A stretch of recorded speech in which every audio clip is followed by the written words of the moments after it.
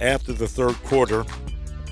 You have the resiliency and the guts, frankly, to march down the field and provide a game winner as the horn goes off. That really was fun. And believe it or not, Riley Patterson, who's been a prolific kicker for all the years he's kicked at the U of M, he'd never had a game winner before. He did that. So while the Tigers exulted, the Tiger Hoops team was dismayed. They did not play well in Atlanta. That was a game they could have, maybe should have won against Bruce Pearl's Auburn team. They could not finish. My goodness, I've never seen a team blow more layups, more shots within 4 or 5 feet of the bucket than they did. And so their one chance at a resume builder in the non-conference season has gone away. The wild weekend that we have with LSU being the star, knocking out the Florida Gators and Dan Mullen in the most probably famous shoe throw in history. And now will LSU play Ole Miss as a season finale? We'll find out from Brett in a minute. On the very first day that FedEx made a vaccine delivery, there were almost 1,000 new cases of COVID in Shelby County, 998 new cases. And along those lines, the great Florida Gator basketball player Keontae Johnson, who unfortunately collapsed in the middle of a basketball game, today was put on a into a medically induced coma. Apparently he's in stable condition. He's still in critical condition, but stable. And it only made me think back to the news, and I have no certainty of any correlation, but he did have COVID earlier in the year. And you wonder if this was, because the first thing I thought of was like a Hank Gaithers sort of collapse. And that was at the free throw line, if you recall, many, many years ago, the UNLV player. And this one, he was walking to the bench and he went down. And he is not yet really that we know of come to. So that is all on the table now. It has been a crazy weekend, Brett. Good afternoon to you. Do you think, by the way, that Ole Miss, which had the weekend off, will play at LSU next Saturday? Right now, I think they will. Okay. But as the week progresses, we know how fluid things are, and including in the Pac-12 this afternoon, where Washington will not play. Oregon now will. That caused yet another cancellation in the games they were going to play this weekend. So we know how this works. And LSU played either right around or slightly beneath the threshold for scholarship players last Saturday as a 23-point underdog at the Swamp in the fog, and they were still able to win in a game that I know most of the youngsters probably aren't as into it. They're very into it, but it's probably not the enmity between the current players as exists between those two athletics departments. That there's no love lost at all between LSU and Florida, and LSU went in there and they got them.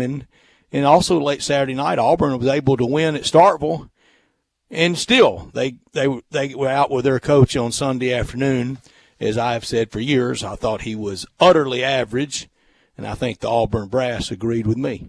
Well, if I had told you what this weekend would bring, and I told you Gus out and Lovey out at Illinois and Butch Jones in, wow, at Arkansas State in Jonesboro. He was in state. It didn't cost him a lot of jet fuel to fly him from Fayetteville. He was in Fayetteville with Alabama. It didn't cost him a lot of jet fuel for ASU to fly him from Fayetteville to Jonesboro. No, wait a second. Did they jet him in, or did they, bring him in a single-engine Cessna? No. They got access. I promise you, one of their board of trustees members has got access to any kind of plane she wants. Butch Jones at Arkansas State. That really kind of is an interesting second chance for Butch Jones. And he really was good at Cincinnati, and he really was good at a lot of different places. He was not good. He wasn't that bad at Tennessee, Dave. He did some questionable things, and I think he lost the fans right off the bat. I don't because they rolled out in mass to go to his first bowl that I think was a Gator Bowl win over Iowa. He was 3-0 in bowls, and he had a more than a winning record. It just wasn't great in the SEC. But the brick by brick and the garbage can on Labor Day night against Georgia Tech in a win, that hurt him, and the cliches and the the locker room sayings that they kind of had posted that wore thin on Tennessee, but may in the end be post Philip Fulmer one of the better records by any Tennessee coach. Lane Kiffin was only there a year. He was better than Derek Dooley, and he's been better than Jeremy Pruitt. He's certainly been better than Jeremy Pruitt. But Jeremy Pruitt probably saved his job for another year with the convincing win that the Vols had over hapless Vandy. And because I think you and I both agreed, and when we mentioned it on Friday, we thought that Tennessee would win that game. We thought they would win handily. But had there been an upset, I don't think Jeremy Pruitt would have made the rest of what he might have made this week. I don't think he could have survived it. Well, here's what I think might have happened. Seriously, I don't know that he would have been fired right away, and I'll tell you why. Because Wednesday's a big day. It's signing day, and he's got a pretty good class coming. And you don't want to lose that class by firing a guy this week. So I think he would have made the week. Would he have made next season? That one, very debatable had he lost that game. Now there is no debate. I see where you're coming from. But, Dave, you and I both know, especially in this free agency of college sports, even the players that sign with him on Wednesday, if they fire him this coming weekend, they're going to let them have an out. Yeah, they're not going to make them stay bound to that. True, and I don't think he is going to go now. That would have been 2 losses to Vandy in 3 years. That would have been tough with all the other stuff that he's lost, and not being able to develop a quarterback in this over a 3-year period. That would have been tough stuff for him to overcome. But I think he can now, and maybe he'll totally turn everything around with this one extra year. We do know that Vandy now is going to hire Notre Dame defensive coordinator Clark Lea as their new head coach. Apparently, I had forgotten that name, to be honest with you, but he was a fullback at Vandy when he played college ball. I didn't forget it. I never knew him. I'd never heard of him until he got to Notre Dame, and don't remember him at all at Vanderbilt. And he takes on clearly the toughest job in the league. One defense of Gus Malzahn, I do want to offer. Mm-hmm. He took on the toughest 8 years to ever be the coach at Auburn with what was going on with Alabama. That's fair. That was hard. But for every Auburn coach, when it's over at Auburn, man, there's really not a lot of second chances. There's not a lot of football head coaching life left in you. Now, Coach Shug Jordan was at the end of his storied career. He didn't want to coach anymore. Kind of the same for Pat Dye. Doug Barfield. Doug Barfield never had a shot again. Terry Bowden has not had shots, but it's never been anything decent. Where did Terry Bowden go, though? He got another shot. He just didn't cash in. He is at Akron, right? But he hadn't been. He hadn't been good. Did he get a Power 5 shot after Auburn, or no? I'm just trying to remember. So no. Okay. Tommy Tuberville was bad. Gene Chizik, Gus Malzahn, Gene Chizik has not had never a shot had another chance. And isn't that right? Never had another chance? No. Okay. And now we'll see what happens the rest of the way. Who's going to get that job? A lot of speculation they keep Kevin Steele, who has been a head coach, was head coach at Baylor, wasn't very good, tough guy, but his defenses, they're paying him a lot of money, and they haven't been that good. There's been no strong suit to Auburn team for a while. Gus's strong suit, his resume bullet points, it hadn't been very good. Tell me the great Auburn quarterback he produced. Don't tell me Cam Newton. He was an assistant coach on that staff. Gene Chizik gets that credit. There's not a home run hitting NFL wide receiver. There's not a home run hitting NFL tight end. Kerryon Johnson, we'll see if he ends up being good. Trey Mason, that was a very sad story, how it ended for him. The defensive side for Kevin Steele, they've had big, beautiful players. They don't stop anybody. What was Malzahn's record against Saban in Alabama? 3-5. So he really did a pretty good job in an era that was, all 0-4 in Tuscaloosa. All Alabama. Well, that is almost expected. Yeah, but they didn't fire him over not beating Saban because nobody's beat Saban. Right. No, they didn't win enough, and that is the problem. And it's hard to win enough in that job unless you beat Alabama, and nobody is beating Alabama with Nick Saban, as you just mentioned. So would you It's very reminiscent of the end of the Coach Bryant era, and they kept, Bill Battle couldn't beat him when nobody was beating him. Charlie Mack couldn't beat him when nobody was beating him. Whomever through the revolving door at Ole Miss and Mississippi State, they weren't beating when nobody was beating him. If you're holding it to that standard, but what they want is what Auburn wants is not to go 6-4 when they know and the whole college football world knows it really should have been at least 2 or 3 more losses. It's hard to find anywhere you can turn a loss into a win for Auburn this year, but it's easy to go find the wins that really shouldn't have been wins. I don't know that you should hold that against any coach.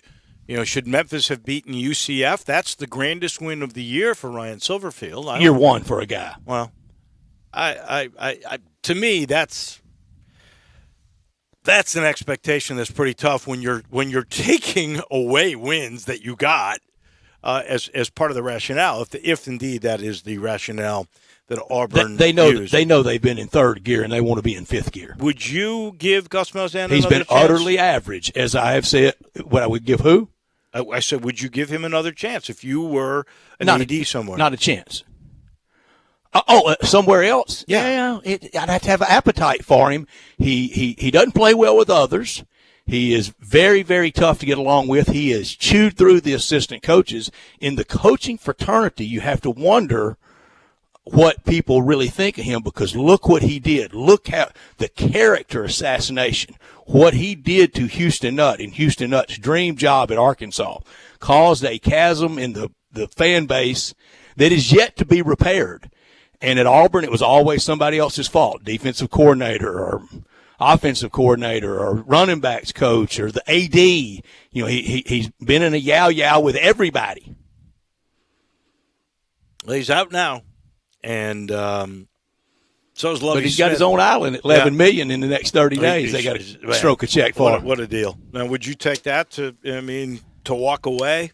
I think that would be a easy decision because I think he'll end up with he might not get another Power 5 job, but he'll end up with a job, a decent job before it's all said and done. Somebody will take a chance, I believe, on Gus Malzahn. They will. Yeah. They will, but kind of the old saying of if you can't win with all those bells and whistles and all those trappings and all those facilities and all those planes and trains and budget and goodies, how you going to win at Kansas? How you going to win at North Texas State? Well, I don't know. We'll see. We shall see. One last quick note before we get to top and not top story. The ACC has hired a new commissioner. And I will tell you, I've watched this guy a little bit, and I think they got a good man. His name is Jim Phillips, if you don't know who he is. He has been the athletic director at Northwestern. And while Northwestern may not have prospered that much on the hoops floor, and Collins, Chris Collins, and that Doug's son, that's the yeah. Chris, he's a basketball coach. He's done a decent job, but the football team has been outstanding. And as the AD, this guy raised $270 million from Northwestern alums for facilities. If you can do that at Northwestern, where they really hadn't cared all that much about athletics really over the years, and I've seen that firsthand. I've seen their facilities as a kid all the way into adulthood. What he did there was simply amazing, and I think the ACC got a good man. I do too, and he was on the short list to get the Big Ten commissionership when Kevin Warren got it, and I think the ACC got him a good one. And we know the last year in the decision making for Kevin Warren, he can turn it around, but he's only got one way to go, and that's up. We got a lot to get to today and tonight on the NFL game. We'll pick that at 5:30. I've been all over the place on who should I take tonight, Cleveland or Baltimore. NFL, they're in its final leg of the season. College basketball back. Already got a final from today in college basketball. If you laid the 30 points in LSU, do you think if you laid the 30 points in LSU, Dave, did you win or lose today against Sam Houston State? I'm going to say, Justin, I don't know. Just by the way you phrased it, I'm going to say if you took LSU, you're a winner. You are not a winner. You lost. They only won by 22 or 24. College basketball's back. NBA tip-off's almost here. Add a little excitement to your sports watching experience like we have done with betting with your FanDuel Sportsbook app. There's a reason why FanDuel is America's #1 sportsbook. The app is simple to use, so simple I can. They've got great odds on all different betting markets, unique fun bet types like same-game parlays, exclusive always-on promotions such as enhanced odds boost on the biggest event, and bet insurance lets you get more action out of every game. I'm gonna take those points with the home dog tonight and the Cleveland Browns. And when you win, you get your winnings safely in as little as 24 hours. Right now, FanDuel letting you place your first bet risk-free up to $1,000. Just place any bet on any game, and FanDuel will refund you up to $1,000 back if you don't win your first bet. Seriously, there's no strings attached. Just place any bet you want. If you win, you keep your money. If you lose, you'll get your entire bet up to $1,000 back in site credit to take another swing at the end zone. If you've never tried FanDuel Sportsbook, what are you waiting for? Download the FanDuel Sportsbook app to get started, and be sure to sign up with promo code CASH so they know we sent you. That's FanDuel Sportsbook, promo code CASH. This hour of our show brought to you every day by Lexus of Memphis. Happy holiday season, happy Hanukkah, Merry Christmas, and we all look forward to a happy and safe 2021. Get this 2020 thing behind us. Lexus of Memphis at 2600 Ridgeway and online at lexusofmemphis.com. They are offering the December to Remember at Lexus of Memphis, your one and only Lexus dealership in Memphis. Their phone number is 901-362-8833. They have great offers on all remaining, very few of them remaining, but the offers are great on the 2020s, always special lease options, and the 2021s they have taken over. Drive in luxury and confidence knowing that every new Lexus comes with complimentary first and second maintenance services. Stop by today at Lexus of Memphis at 2600 Ridgeway and put yourself in the driver's seat of an all-new 2021 flagship LS500, and you'll be looking and driving in style to start this new year. When you purchase a Lexus, you get top-of-the-line engineering and design they make for the luxury driving experience. Online at lexusofmemphis.com, 901-362-8833. Experience amazing at Lexus of Memphis. Top story of the day. Well, a couple of things. First off, it did become official today on December the 23rd in Montgomery at historic Crampton Bowl. The Tigers will take on Florida Atlantic for a bit of time. We thought it might be Western Kentucky, but it turns out it will be FAU. Also today it was announced the Rematch. The Cleveland Indians will change their name, not this season, but after next year. I saw a bunch of names being speculated upon, some serious, maybe, some not, such as the Spiders. How about the Naps for Nap LaJoy? How about the Fellers for Bob Feller? How about the Rockers, because they have the Rock and Roll Hall of Fame? How about the Crows, because apparently they're abundant in that part of Ohio? How about the Buckeyes? I like Rockers. Yeah, well, it could be Rockers. The Buckeyes, because there's another team in that state that seems to do pretty well. Those are just some being bandied about.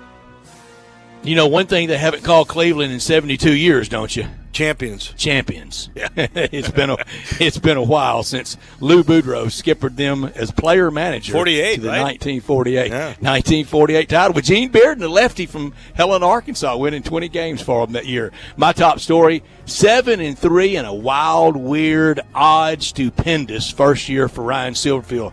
That win Saturday by the Tigers, that was a program win. Their program's head and shoulders above Houston right now, and they just had enough. At times Saturday, it was the best the Tigers have looked all year. At other times, some of the same old deficiencies. O-line, defense, but in the end, at the buzzer, 7-3. And next week, it's time to win that first bowl game since they won the game and the fight against BYU. And on Saturday, what was that, 14 in Miami? Man, long time. Yeah, 2014. This is how good Saturday was for the Tigers. You don't think you got you a good coach and you don't think you're doing something right when in the last game of the year you have goose egg. Count them, 0 penalties. Right. 0. Yep. They played really clean there. 0 penalties, and they were down to 52 scholarship players that play positions. There were 3 others, 55 total. 3 were special teams guys, kickers. The other 52, that was all, and they ended up winning that football game in astonishing fashion. Not top story of the day. Well, those are the numbers today. Almost 1,000 new, 998 new cases in Shelby County, 5 additional deaths, 9,200 tests at 10.8%. There are only 30 ICU and 217 acute care beds still available, but that's about what they were last week. So we haven't gone up immensely in that department. 454,000 cases and 5,400 deaths in Tennessee. Mississippi at 1,600 new. They're at 181,000 with 4,200 fatalities. Arkansas actually has more cases, 185,000 less fatalities. They are nearing the 3,000 mark. We're nearing 17 million cases, 16.8 in the United States after 91,000 new cases. That was early this afternoon. The odds are you'll get past 100,000, 307,000 deaths. We've now had enough tests for 2/3 of the population, 222 million tests. The world dashboard now, 73 million cases, 350,000 new, 12 million deaths. Not that. 1 2/3 millions who have passed away now from the COVID-19 pandemic. But the good news again, today in America, FedEx delivered the first vaccines. Tomorrow should be the first needles in shoulders. FedEx was ready to go, weren't Yep. they? As soon as they had the green light, really, Operation Warp Speed has been Great. It's been remarkable Yep. what they've done, and I think it is a victory for capitalism and United States creativity and ingenuity. My not top story, Tigers basketball dropped a tough one to Bruce Pearl and Auburn on Saturday. Like football, I thought there were times in that game that the Tigers looked better than at any point in the year. But then some of the early season basketball deficiencies were able to rise up. 48% free throw shooting, impossible to win that way against anybody. 18 turnovers, poor point guard play led to another loss. And, Dave, you were right. It was there for the taking, and I think Auburn thoroughly so-so this year in basketball. Unfortunately, I agree with you. And frankly, that's the game Memphis should have won. They went up by 8, had the ball, couldn't put them away, couldn't hit when they had to, and I really don't understand. They shot under 43 for the game, 38%, Brett, 38%. And they missed, I'm not making this up, at least chip shot shots within 2-3 feet. I don't Dave, know how it would be rat-a-tat-tat. It would be on the same offensive end possession. Well, you saw the game. You know what I'm talking about. Yeah. I mean, it would be right at the rim. Miss, rebound, miss, deflection. Get the ball back, miss at the rim. Explain this to me. How does Malcolm Dandridge shoot 71% last year, shooting 30% this year? I asked today, on the Penny Hardaway TV show, which you can see tonight at 6:30 on ABC 24, if he's still injured. He said no, he is not. I don't know what has happened to Malcolm Dandridge. Ask this and see if you can get any intel on this. He may not be injured, but are his feelings hurt seeing Cisse just walk right in as the starter?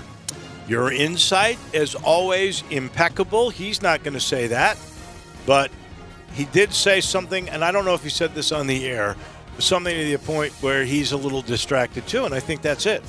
I think these guys have gotten used to being the guy, and he was certainly willing to take a back seat to James Wiseman. He may not feel that same way in this particular case, but clearly you can see that that's the one thing I do like. Moussa Cisse is getting better. That, I think, we all are starting to see. By the end of the year, he should live up to the billing, but we'll have to wait and see on all of that. We are officially underway. We got a busy show.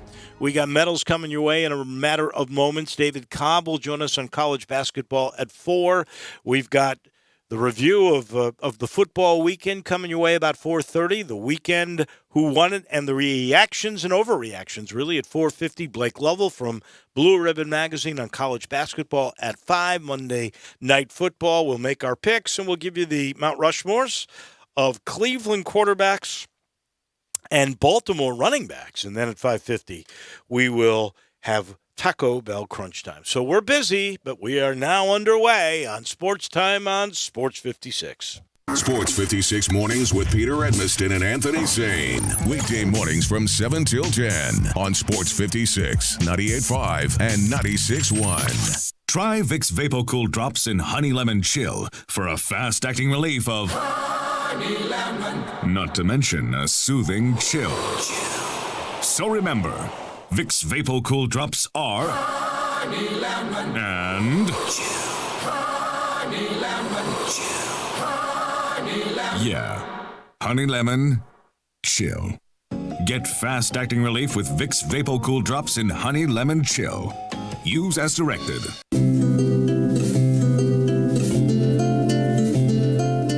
I'm a big fan of Town Village, and there is always something to do year-round. Nestled in the heart of East Memphis, located corner of Park and Cherry, is a beautiful residential neighborhood. Looking for a great place to retire, but you still have a very active lifestyle? Then visit Town Village. Only requirements that you're 55 plus. Prices per month starting at $24.50. The Gourmet Chef welcomes you to visit our restaurant and bistro. Package includes 3 complimentary meals per day, maid service, free local transportation, monthly coffee club, theme dinner parties, lots of fun.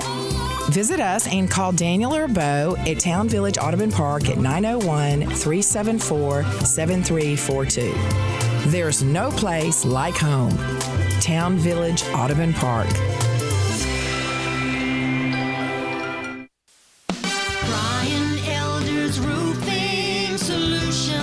Chris Price here for Brian Elder Roofing. The storms we've had over the past several months have been devastating to our communities. The rainy season is ahead. You may have not even noticed the dripping in your attic, water stains throughout your home, or even worse, mold and mildew. Please call Brian Elder Roofing and we will send out our project managers to assess any damage. We will not try to sell you a roof if all you need is a repair. We will measure your roof from outer space. 0% for 60 months, even no payments till 2022 are available with approved credit. If you've noticed missing shingles, water stains, leaks in your roof, call us before you call your insurance company at 867-0303. That's 867-0303, and we will provide a free, thorough inspection of your roof's condition. Call 867-0303. Brian Elder's Roofing Solutions. 75 months at 3.4%. G4 LHF 129.69. MSRP 17,064. Outlander LZO 423.83. MSRP 26,235. PEV LZO 388.19. MSRP 38.1. Outlander PEV qualifies for a $5,836 federal tax credit. Consult your tax advisor. Includes all rebates and incentives. PF 695 excludes tax filing license with approved credit. CD for complete details. Offer ends 12/31/2020. Dealer stock only. Where can you find 0% APR for 60 months? Plus up to $1,000 cash back on 2020 crossovers. Plus $500 holiday cash. Plus payments at $99 a month. We Gossip at Gossip Mitsubishi on the Pike during the 2020 year-end sales event. 2020 Mitsubishi Mirage G4. Buy for $11,600 $1,749 or $99 a month. 2020 Outlander, $20,571 or $259 a month. Plus, crossover with 4x4 off-road capabilities with 74 mpg. 2020 Mitsubishi Outlander plug-in hybrid EV, $25,099 or $299 a month. Not leases, you own them. And Mitsubishi's 10-year, 100,000-mile powertrain limited warranty. Get to Gossett Mitsubishi today, 1870 Covington Pike, or shop online at memphismitsubishi.com. If you want it, we got it at Gossett Motor Cars. Now, back to Sports Time on Sports 56 with Wolo and Stacks. This hour of Sports Time is brought to you by Lexus of Memphis. Here once again are Dave Woloshin and Brett Norsworthy. Whatever you want from me, I'm giving you everything. I'm your baby tonight. Welcome back into the Family Leisure Studios. A reminder, you still got a couple of weeks for the holidays at home sale at I-40 and Whidden Road, where the real family leisure is. We're talking spas, many still in stock, hundreds still on order. They have made this the season of the spa. Also, intimate gatherings at your house for the Christmas holiday. Please be smart. Pool tables, game tables, arcades, they might enhance that family gathering, and they're affordable during the holidays at home sale. Massage chairs for after the meal, nothing better than that. On sale during the holidays at home sale at Family Leisure. And a reminder, if you buy pools now, you'll save on the 2021 price increase and you get early scheduling priority. Can't beat that. Can't beat Family Leisure. I-40 Whidden Road, where family and fun come together for the holidays. All right, ladies and gentlemen, it is time for precious metals, and I will tell you I have got a bunch. I will give a bronze medal, Brett Norsworthy, to Derrick Henry. Like 215 yards, 2 touchdowns. For 215? Just another day at the office for this guy. I got so many medals that he could have been. You could make the case. You could make the case. This bronze medal, I know you'll agree with me. This bronze medal to Mitchell Trubisky. How about that, Chicago Same Bear? question. Just a bronze. Outplayed Deshaun Watson. 267 yards, 3 touchdowns, no interceptions in the Bears' decisive win. That was Mitchell Trubisky. Which, by the way, got me 2 points for the win and for the shock. Got you a double hit. Yeah, Sure did. I loved it. I got to give a bronze medal. It's just an exhibition game to John Morant, double-double. It's like he never left, right? He actually comes back even looking better. Didn't you think his body looked even fitter? Which is hard to believe. I do, but you're seeing the aging and the maturity and the working out and the NBA regimen they have him on. It was terrific. He just keeps doing it. And my final bronze medal to Calvin Austin, who becomes the 4th 1,000-yard receiver in a season, Tiger, to go along with the likes of, just think about it. A year ago at the Houston game, he was a walk-on. He got a scholarship after that game. A year later, he has a 1,000-yard season to join Anthony Miller, Isaac Bruce, Hall of Famer, and DeMonte Coxey, the guy he replaced. That is an unbelievable story. I give a silver medal just for the storyline of Andy Dalton going back to Cincinnati in a Cowboys uniform and really beating the heck out of the Bengals. Now, the Bengals lost their quarterback. They've gotten all kinds of injuries, and they're just not very good. But that story is good that he could go home. It is. He's beloved there, too, in the community. He is. I got to give a silver medal to Jalen Hurts. You realize he becomes just the second quarterback in NFL history in his very first start to rush for 1,000 yards at the quarterback position. Lamar and he got me my shock win with the Eagles. And he did. He got you that W, and he was great, and he's going to start the rest of the year. A silver medal to Brady White, and that's because I've given him so many golds already. I only want to give one gold.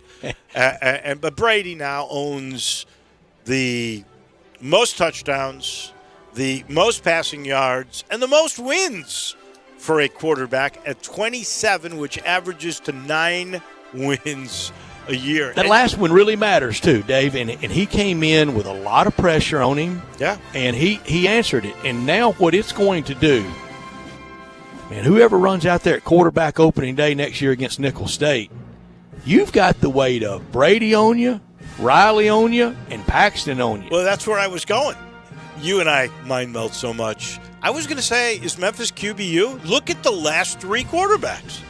It's really good, and that guy next year, he better be mentally and physically tough and capable and able, because the shoes to be filled, the bar's been set high by Tiger quarterbacks. Well, no doubt. Whether that is Keelan Brown or Peter Parrish, or I'm trying to remember the Austin P kid that transferred. There's 3 guys right there. Brady could come back. I don't think so. I'm surprised, and this is a story for a little bit later, but I'm surprised Mike Norvell didn't go after him. Mike Norvell is bringing Mackenzie Milton to Florida State. That was a little shocking, but we'll talk about that in a bit. So Brady White gets my final silver, and my final goal goes to Riley Patterson, who had a heck of a weekend. Not only for the very first time in his career does he nail the game winner, and by the way, it's 47 yards into a murderous crosswind that is kind of leaning in on you, and the temperatures have been going down, and he kicked the line drive that would have been good from 60 yards out. And a little bit earlier that day or that weekend, he had gotten news that he was invited to the Senior Bowl and the East-West Shrine game. I mean, the trifecta. What a week for Riley Patterson. And he just got the creme de la creme when he got my gold medal. He really did. And what a game for him. And that was the latest Tiger football regular season game ever, right? Exactly. So we know with those crosswinds, especially in that north end zone, this time of year the winds usually, coming out of that north, and we know what that's like when it's November 27th, 28th, 29th. But on Saturday, December 12th, you're right. It didn't look like a single flag on any of the poles were flying. It was like candlestick. None of them were flying in the same direction, and he was able to hammer it through. My bronze, only one bronze, it will go to Washington. They will win the NFC East. I don't think Jimmy Johnson's right about whomever it comes out of the NFC East can win the Super Bowl, but I do think Washington will be a really, really, really tough out. I do have one more bronze, and that is to Jalen Hurts. He just equals a winner, and you saw it, and it'll be on full display. The idea that there's a quarterback competition the rest of the year, I think they have to play him until he's just really bad. Absolutely. Silver goes to Coastal Carolina. Win over Troy maybe was more impressive than the week before with all the emotion the week before. They didn't play well. Troy had them down late into the final seconds, and Coastal Carolina was able to win. I think the playoffs would be a lot more fun with a team that played a full schedule over a team that might just play 6 games. Another silver medal for me to the men of Troy. Not Troy, the team that almost beat Coastal Carolina, but USC. They're undefeated, 5-0. Yeah. Why not the love for USC as much as it is Ohio State? I don't understand that. I don't get it either, Dave. Yeah. I mean, you know what? USC, we're not talking about USF. Several pundits now have basically pointed that out. Why is Ohio State getting this preferential treatment? I guess the perception is that the Big Ten is that much better than the Pac-12. Is it? That's very debatable. I mean, you tell me how great we will ask people the all Big week. Ten is this year. When you got stalwarts like Michigan and Penn State that can barely scratch out any kind of win, they're not very good this year. Why is Ohio State given that preferential treatment? Why is that league getting preferential treatment this year? I don't get it. Silver medal probably should have been a gold. In fact, it will be my first gold. It will go to Riley Patterson for that walk-off. More gold for me. Ohio State, 2 more weeks off. And if they don't play, if they could catch 2 more weeks off of not playing, they might be headed to the Super Bowl in Tampa. Yeah. Can you imagine if they don't play at all and they ended up with 5 wins getting into the playoff, it would make it a Time off for them has been really good for Sure a lot has. of people. Not playing makes you look a lot better, and that's why when you play a full schedule, you don't know when that toe stubber is going to happen, and a goal goes to LSU for administering that upset win over Dan Mullen and the Gators at the Swamp. 23-point underdog.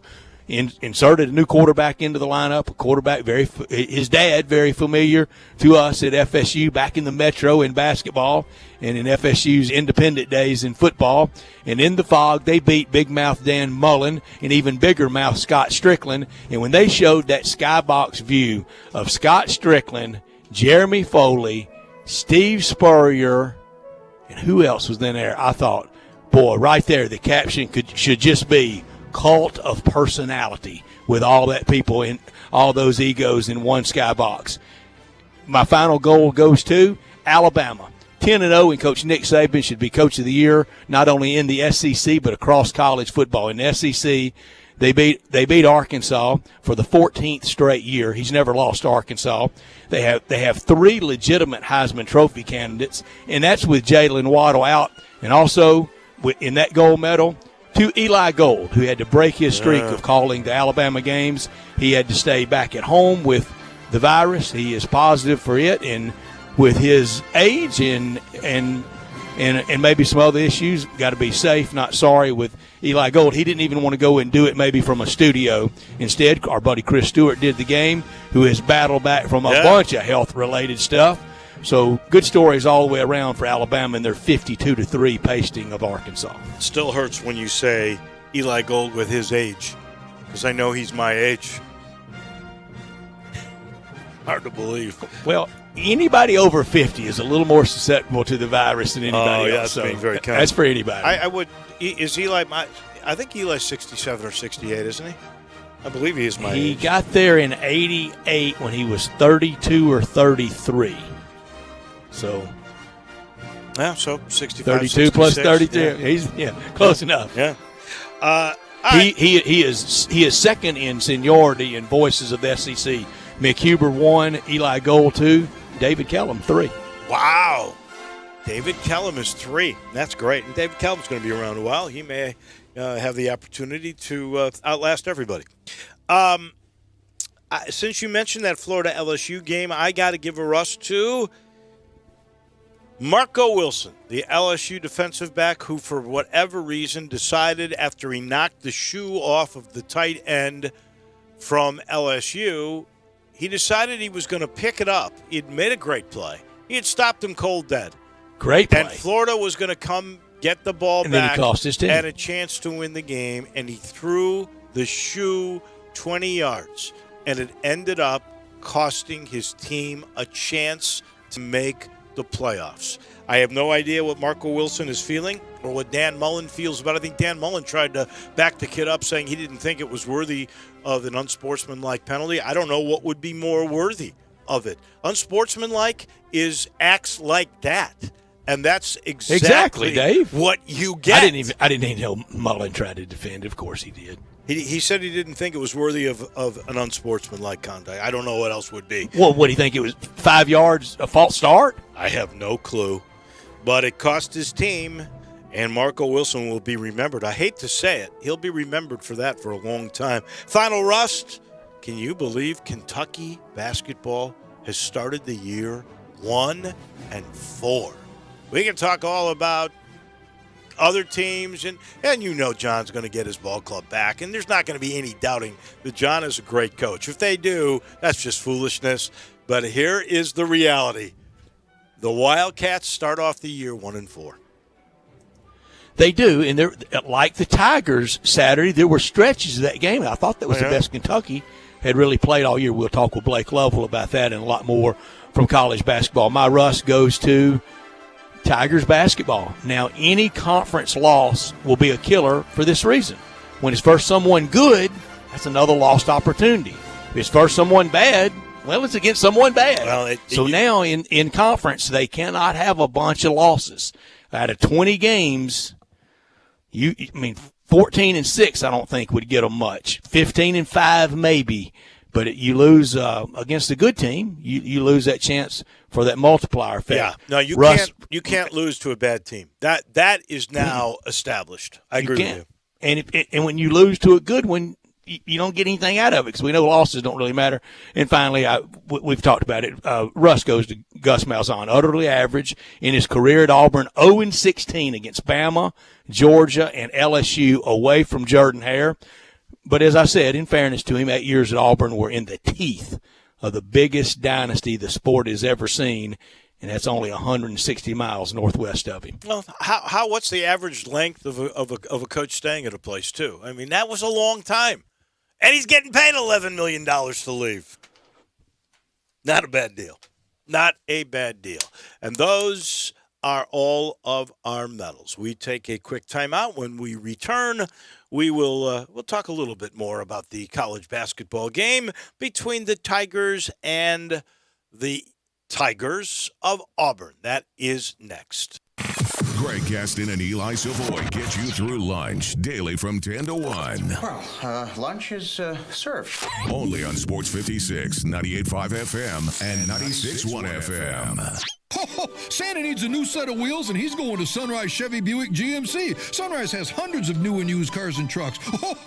This time of the year, Santa's a little strapped for cash, but Sunrise has financing with no money down on approved credit. Sunrise has financing for everyone and specializes in secondary credit. That's good, because feeding all these elves, Santa's credit's not so hot. A $4 million used car inventory. Find new roads. SunriseMemphis.com. 3D5 in Houston, Levy, and Collierville. Just announced employee pricing for everyone on select models. Hi, this is Troy Fiveash, owner of Fiveash Roof Services. You've heard me talk about how we offer the best products, the best warranties, and the best services for years. Now let's talk about pricing. Pricing should never be the only reason you hire a contractor, but in today's world, pricing is always a consideration. So we suggest you get 2 or 3 estimates for your roof replacement from a reputable, licensed, and insured company, and then give us a call. If we can't beat your best price for a comparable roof system by more than $100, we'll give you $100. It's that simple. We are so sure we can offer you the best price, beating all other qualified companies, we will hand you $100 if we can't. And thank you for the opportunity. So give us a call. What's the worst thing that's going to happen? Make $100? Fiveash Roof Services, a proud supporter of Tiger Athletics and the official roofer of the Tigers home team. Fiveash Roof Services, fair, honest, and ethical. 367-0050 or memphisroofer.com. Fiveash Roofing is what we do. We're here for you. What can help you take advantage of today's low mortgage rates and save money? Rocket can. You could save hundreds of dollars every month by refinancing with Rocket Mortgage at today's near historic low rates. If your current rate is over 4%, you could lower your payment by over $150 a month, saving thousands in interest every year. Call us today at 8338-ROCKET or go to rocketmortgage.com. Savings are based on Quicken Loans, internal data. Points and fees may apply. Call for cost information and conditions. Equal housing lender. Licensed in all 50 states. NMLSConsumerAccess.org. Number 3030. Water damage to your home or business can be an absolute nightmare. And the faster you remove the standing water, the faster you can prevent secondary damage. Landmark Construction and Emergency Services specializes in water extraction. They have been a trusted name in the Mid-South for over 20 years. They are a Memphis-based company ready to serve your needs with their 24-hour emergency response. They are always on call and will respond within an hour. They work with most insurance companies and are the official restoration contractor of the Memphis Tigers home team. Landmark Construction and Emergency Services can't prevent disasters in your home and at your business, but their water damage team will certainly respond quickly to minimize and restore the damage. Call 901-452-0390. That's 901-452-0390 or online at landmarkco.org. How's the Christmas shopping going? Frontier Western Store in Olive Branch is here to make it a lot easier. Everyone loves something from Frontier. Ladies' boutique style clothing, Carhartt for the guys, and boots for everyone. For Frontier's boutique department, you'll find the latest trends at incredible prices. We also carry a huge inventory of basics like leggings, tops, tunics, dresses, CC beanies, scarves, gloves, new styles of fleece jackets, and much, much more. Guys will be after Frontier's large assortment of Carhartt and Ariat jeans and shirts. Now, how about a new coat coat, jacket, or insulated overalls. Frontier has that too. Don't forget the boots. Work boots and dress boots from Rocky, Dan Post, Ariat, and more. Frontier is the place to come for name brand boots at an everyday low price. There are thousands of boots available in all sizes for men, women, and children. Frontier gift cards are also available and make a perfect last-minute gift. Frontier Western Store, 5880 Goodman Road in Olive Branch, or shop online 24/7 at frontierwesternstore.com. Family owned and operated since 1967. Now, back to Sports Time on Sports 56 with Wolo and Stats. This hour of Sports Time is brought to you by Lexus of Memphis. Here once again are Dave Woloshin and Brett Norsworthy. Here's a teaser for you. Tomorrow at 2 o'clock at AutoZone Park. Actually, a press conference, not on Zoom, but actually at the place. I haven't seen that since last March. And listen to this, Brett.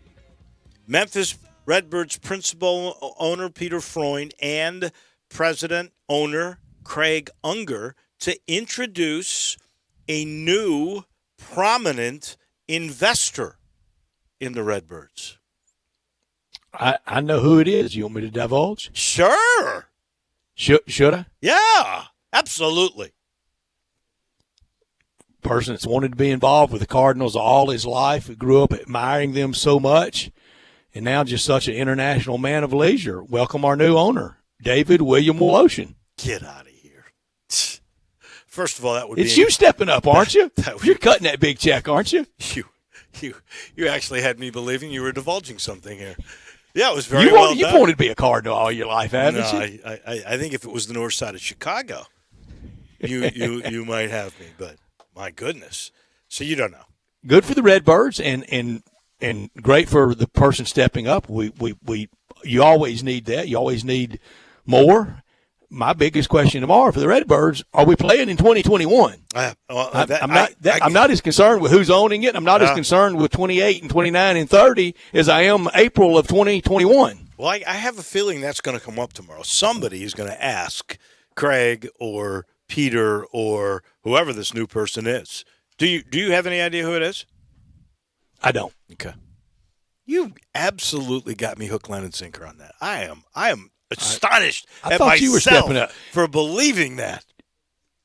All Drew and I wanted to do is work on the grounds crew. If you were stepping up and stroking that check, like the big Auburn fat cats. I don't want to work on the grounds crew. I want to drive the bullpen cart, and you bring the bullpen cart back. If it were me, you've got that.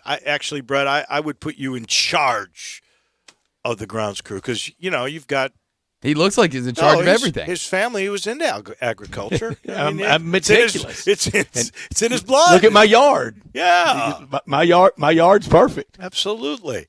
Although I do have to work on the moles in 2021. Ooh, I've got a couple of moles. Yeah, I got to tell you something. Traps. That's the only way I know that we've had our problems with that. Yeah, they don't go away nicely. You don't just ask them, please go away. You're not supposed to be here. No. And then sometimes this has happened to me. The guy across the street, not meaning to do this, he hires somebody, and those people chase him over to my yard. Now I got to hire the guy to get rid of him from my yard, and Lord knows where the next guy is going to get hired from, but it's not going to be far. I can tell you that. But good news tomorrow for the Redbirds. I'm glad of it. I'm just anxious for news about 2021 at the minor league level. I'm anxious to see who that prominent person is, so that'll be a lot of fun to watch. So I mentioned that we talk a little bit about the Tiger basketball game, and I've already said, you can't win with 18 turnovers. You can't shoot 27 of 71 and miss 6 or 7, whatever it was, of shots within 4 or 5 feet. I mean, you're not going to win those games, and you should have won that game. They did a good job. They out-rebounded the Auburn Tigers by 10. I mean, they did a lot of nice things. They caused 18 turnovers. They have 12 steals in the game. That's 2 in a row. But they have got to finish, and until they do. The other aspect that bothered me, and you, again, I'm promoting, if you don't mind, the Penny Hardaway TV show at 6:30 tonight on ABC 24. But I asked Penny about the comments that were made by DJ Jeffries after the game yesterday, or on Saturday. where he basically said, we still got guys who pout, who are worried about getting their shots, and you can't play team ball that way. And I asked him about that, and Penny goes back to, he said, that is a problem for basketball coaches all across the country because that is the culture of today's star really coming from AAU ball. And that's sort of the thing that they do, that it's not. But Coach Hardaway share came from ball. AAU ball by and large.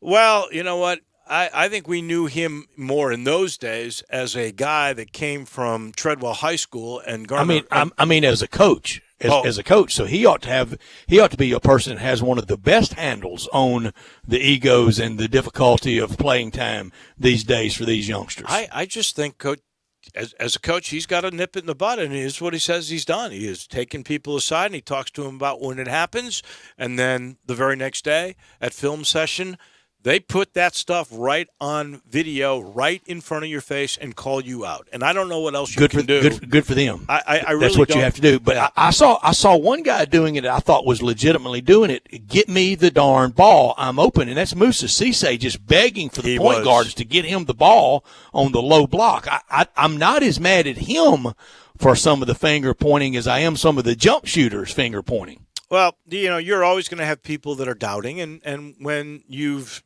lost all your opportunities here, and there's a couple of games you probably should have won that you didn't.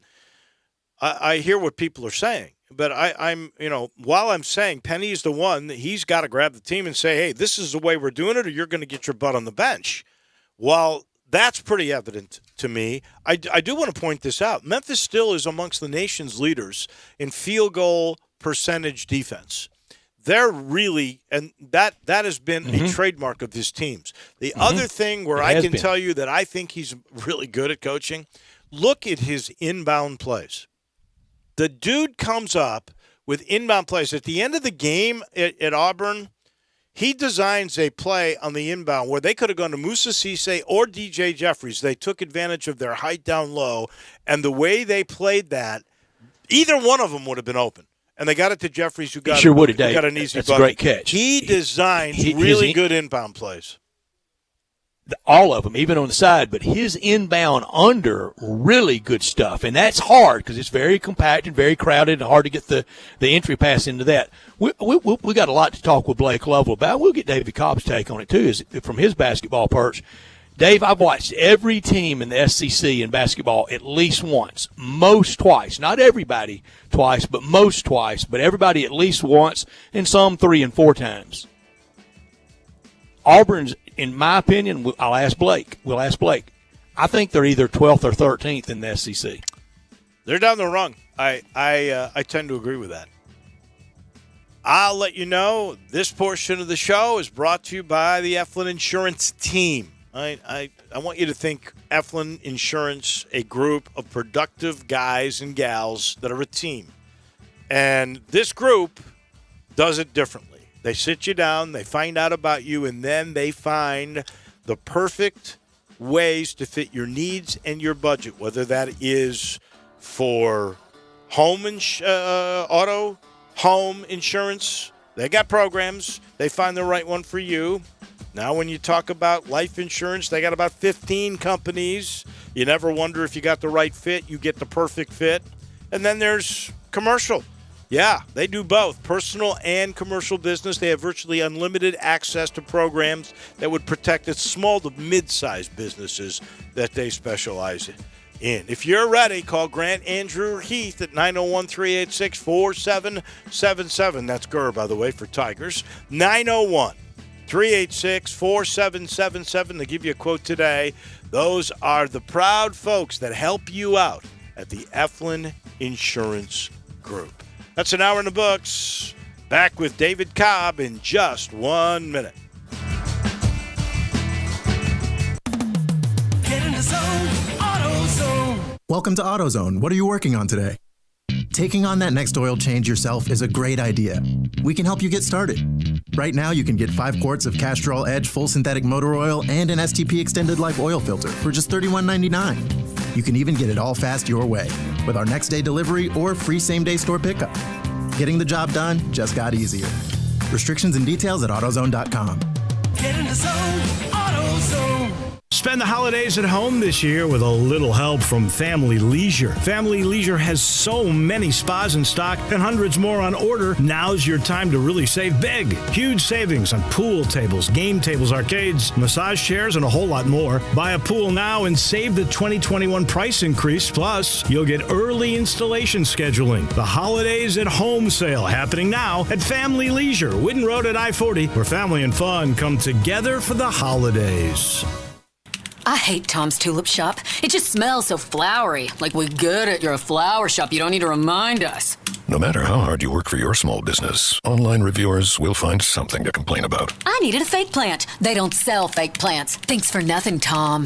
And while Progressive can't save you from these trolls, we can help you save money on commercial, auto, and business insurance. Then he says, have a great day. I'll decide what kind of day to have. Get a quote online today at progressivecommercial.com. Progressive Casualty Insurance Company, affiliated and third-party insurers. If you need glass replaced, there's only one name you need to know. Ben Swinger Glass, the largest full-service glass company in the U.S. They've been an industry leader for over 125 years. For all your residential, commercial, or auto glass needs, Ben Swinger Glass is the name you need to know. 24-hour emergency service for all commercial customers, plus a nationwide warranty on all professionally installed glass. 2 Memphis locations, one in Midtown, on Hollywood Street across from the Liberty Bowl, and one in Cordova, off Germantown Parkway next to the Fox and Hound. Visit their website, benswingerglass.com. Ben Swinger Glass. We are Sports 56 WHBQ Memphis, W253DF Memphis, and WIVG Tunica Memphis. Flynn Broadcasting Stations. Now, more of Sports Time on Sports 56 with Wolo and Stats. This hour of Sports Time is brought to you by Homer Skelton Hyundai. Here once again are Dave Woloshin and Brad Norsworthy.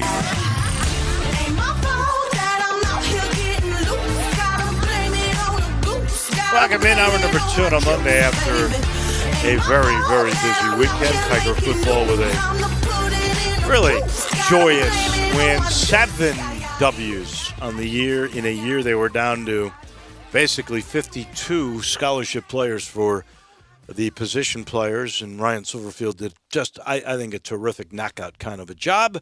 It was a weekend that wasn't quite filled with joy for the basketball team. They felt it was a nice day for Ja Morant and the Grizzlies in the exhibition game. Ja had a double-double, and he picked up right where he left off. It was the day where FedEx made their first vaccine deliveries, but also on the other side of the ledger, 998 new cases in Shelby County. Weird stuff all weekend long. The great comeback or the win by LSU after the kid threw a shoe, making for a penalty that gave LSU a first down and enabled them to come down and kick a field goal that ended up winning the football game. We saw Lovie Smith out, Gus Malzahn out, Butch Jones in. There's all kinds of crazy things that occurred that we can talk to with our friend from CBS Sports. He writes college basketball. He writes college football. That is David Cobb. Good afternoon, David. So who do you think is the prime candidate at Auburn to replace Gus Malzahn? I mean, as of the last couple hours, it seems like Kevin Steele is most likely, the leading candidate. I'm sitting here reading an AL.com story saying that, and then also mentioning that Hugh Freeze is not expected to be the guy, which to me is a surprise. I thought if they were going to make a move and get Malzahn out of there, that they knew that they had their Urban Meyer, so to speak, to reference the Texas situation, and that they wouldn't have made the move unless they knew they had their Urban Meyer. And I thought that guy was Hugh Freeze. But as of this moment, it doesn't appear to be that way. And if you're Auburn and you're looking at, hey, we've got the number 7 recruiting class in the country and a bunch of guys, a bunch of 4-star guys that are ready to sign on Wednesday potentially, maybe Kevin Steele is the move to keep that class intact if the rock star hire that they wanted isn't going to pan out. Now, David, I don't think the Auburn class is that ballyhooed. I haven't seen them ranked that high in recruiting, but Wednesday certainly factors in for everybody on the recruiting front. But you would think if Auburn's going to write that $21 million goodbye check, and I want them to have some comments about that too later, But when they do that, they have somebody signed, sealed, delivered, where you could roll out there today with a presser, with the jersey presentation, and try to get out on the road for Wednesday and for the next round of recruiting, instead of just looking around your own athletics department, the football offices, and go, hey, we can keep Kevin Steele. You can get Kevin Steele anytime. Exactly. I mean, I think Kevin Steele is deserving of another opportunity to run a Power 5 program. I mean, everybody looks to his 9-36 record at Baylor from 20 years ago, as some sort of a demerit. But if you look at the places he's worked, since then, I mean, it's one of the best resumes around. I mean, Clemson, Alabama, LSU, Auburn for the last, 5 or 6 years now, been doing a pretty good job as defensive coordinator. Yeah, but at the same time, I don't know that that's the guy that justifies paying a $21 million buyout to Gus Malzahn for. I mean, you're going to get a lot of the same. I mean, I guess obviously he'll hire an offensive coordinator, and that'll be a huge hire for him if it works out. But it is a little bit of a head scratcher because, I mean, obviously Gus Malzahn was not a terrible coach. It wasn't going all that well, but they were still, a good football team. And I suspect that's what they would continue to be under Kevin Steele, but I don't know that you do what you just did to Gus Malzahn just to continue to be good. Well, I want to go back to the Hugh Freeze speculation. You think that they had Hugh Freeze and he backed off at the last second because it's so cushy at Liberty? I've also seen Lane Kiffin's name was in the mix at one point. Yeah, that's interesting to me. Some of the names that are being bandied about over the last 72 hours are just ridiculous. I mean, Mario Cristobal, the head coach at Oregon, he's got a losing record as a head coach, and Oregon's sitting there with 2 losses right now in a 5-game season. I mean, that makes no sense. But playing in their championship game. Yeah, by virtue of Washington not having enough players. It's just, that one makes no sense to me, and then Lane Kiffin also makes no sense to me. Not because he's not a good coach. I think he's done a great job at Ole Miss, so I understand why a program would be interested in Lane Kiffin. But are you kidding me? If Lane Kiffin jumped ship from another SEC job after 1 year, to me it would make him a punchline for the rest of his career. And he's at a point now where he's actually, I think got a lot of respect back in the industry. He's got a good thing going at Ole Miss. I don't understand why he would be interested in going to a place like Auburn where the pressure is immense compared even to where he is at Ole Miss where there's still plenty of it. David, what do you know from your reporting and your industry sources about maybe the long-running rumor of the Greg Sankey injunction, the restraining order against anybody hiring Hugh Freeze? He did not like him. He did not like his dealings with him. He thought he brought ill repute to himself and to the league. Yeah, I think there is some legitimacy to that, some truth to that, but I don't think it's prohibitive. I don't think that it would necessarily. There's no legal grounds or there's no bylaws from the SEC that give Greg Sankey that level of power. So hey, I mean, it's something where you've got to do your due diligence and decide whether or not it's worth it to potentially put yourself in the commissioner's bad graces. But I don't think it's prohibitive, and I think Hugh Freeze ultimately does want to get back into the SEC, and I think it might require a conversation, with Greg Sankey and some evidence of reformation and whatnot. And believe me, I understand why you'd be hesitant to buy in on some sort of Hugh Freeze, redemption story. I get it, but I don't think that's. He's used to saying these words. He's used to saying these words, and we all can. Father, I have sinned. Yeah. Yeah, so I don't think it's going to be the thing that keeps him out of the SEC. And in fact, I wouldn't be surprised if what we're seeing with him in Auburn, where it maybe at this moment doesn't look like it's going to happen.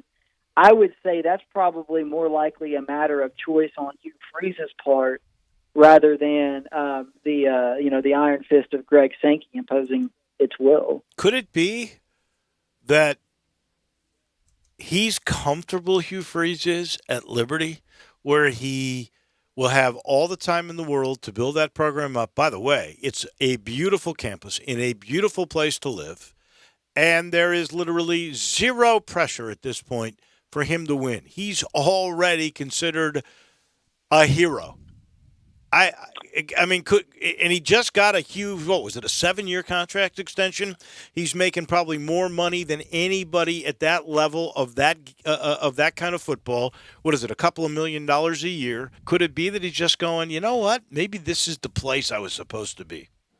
Okay, so Brett knows Hugh Freeze better than I do, so I will let Brett speak on that. But my impression of Hugh Freeze is that he does want that shot at redemption, and it is in his blood to want to compete at the highest level, and that he probably feels like, you know, the clock is ticking in terms of him getting another opportunity to do that, just due to where he is in life. And so my impression would be that while all those things you say are valid, that the itch is there for him to get back. But again, Stats, you know the man personally in a way that I don't, and so I would defer to you on that. Well, but that's my impression.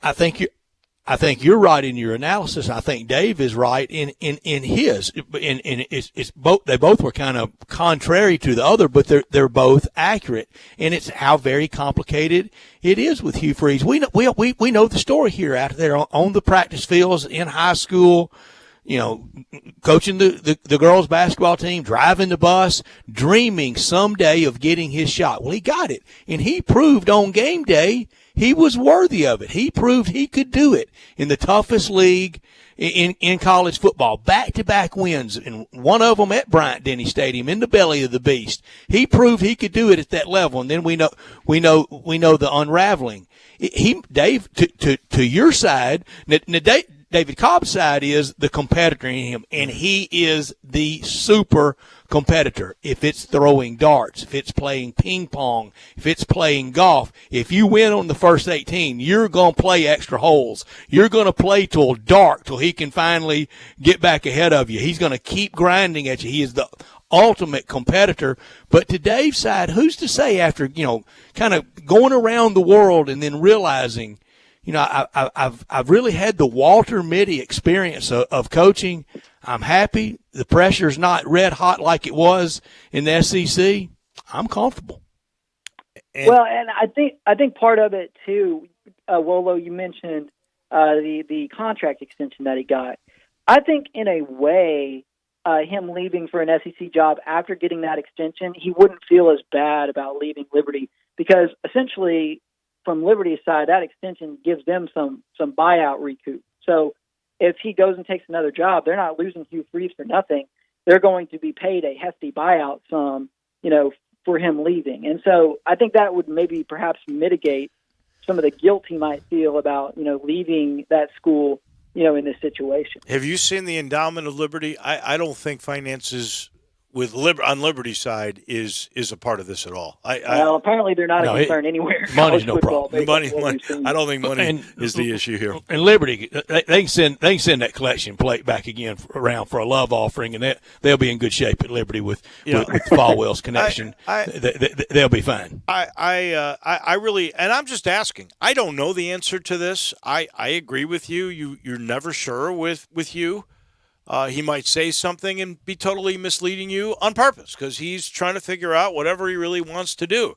Very cagey. I could see where in the end, after all he's been through and his wife and family have been through, that he could go, this is really a pretty good place to live, and I got it made. Yeah, he put most of he put them through most of it. It was his actions that did it, but he also paid the big price. We have a texter at 67129, the First Bank text line, that says mark it down. His next SEC job will be at Tennessee.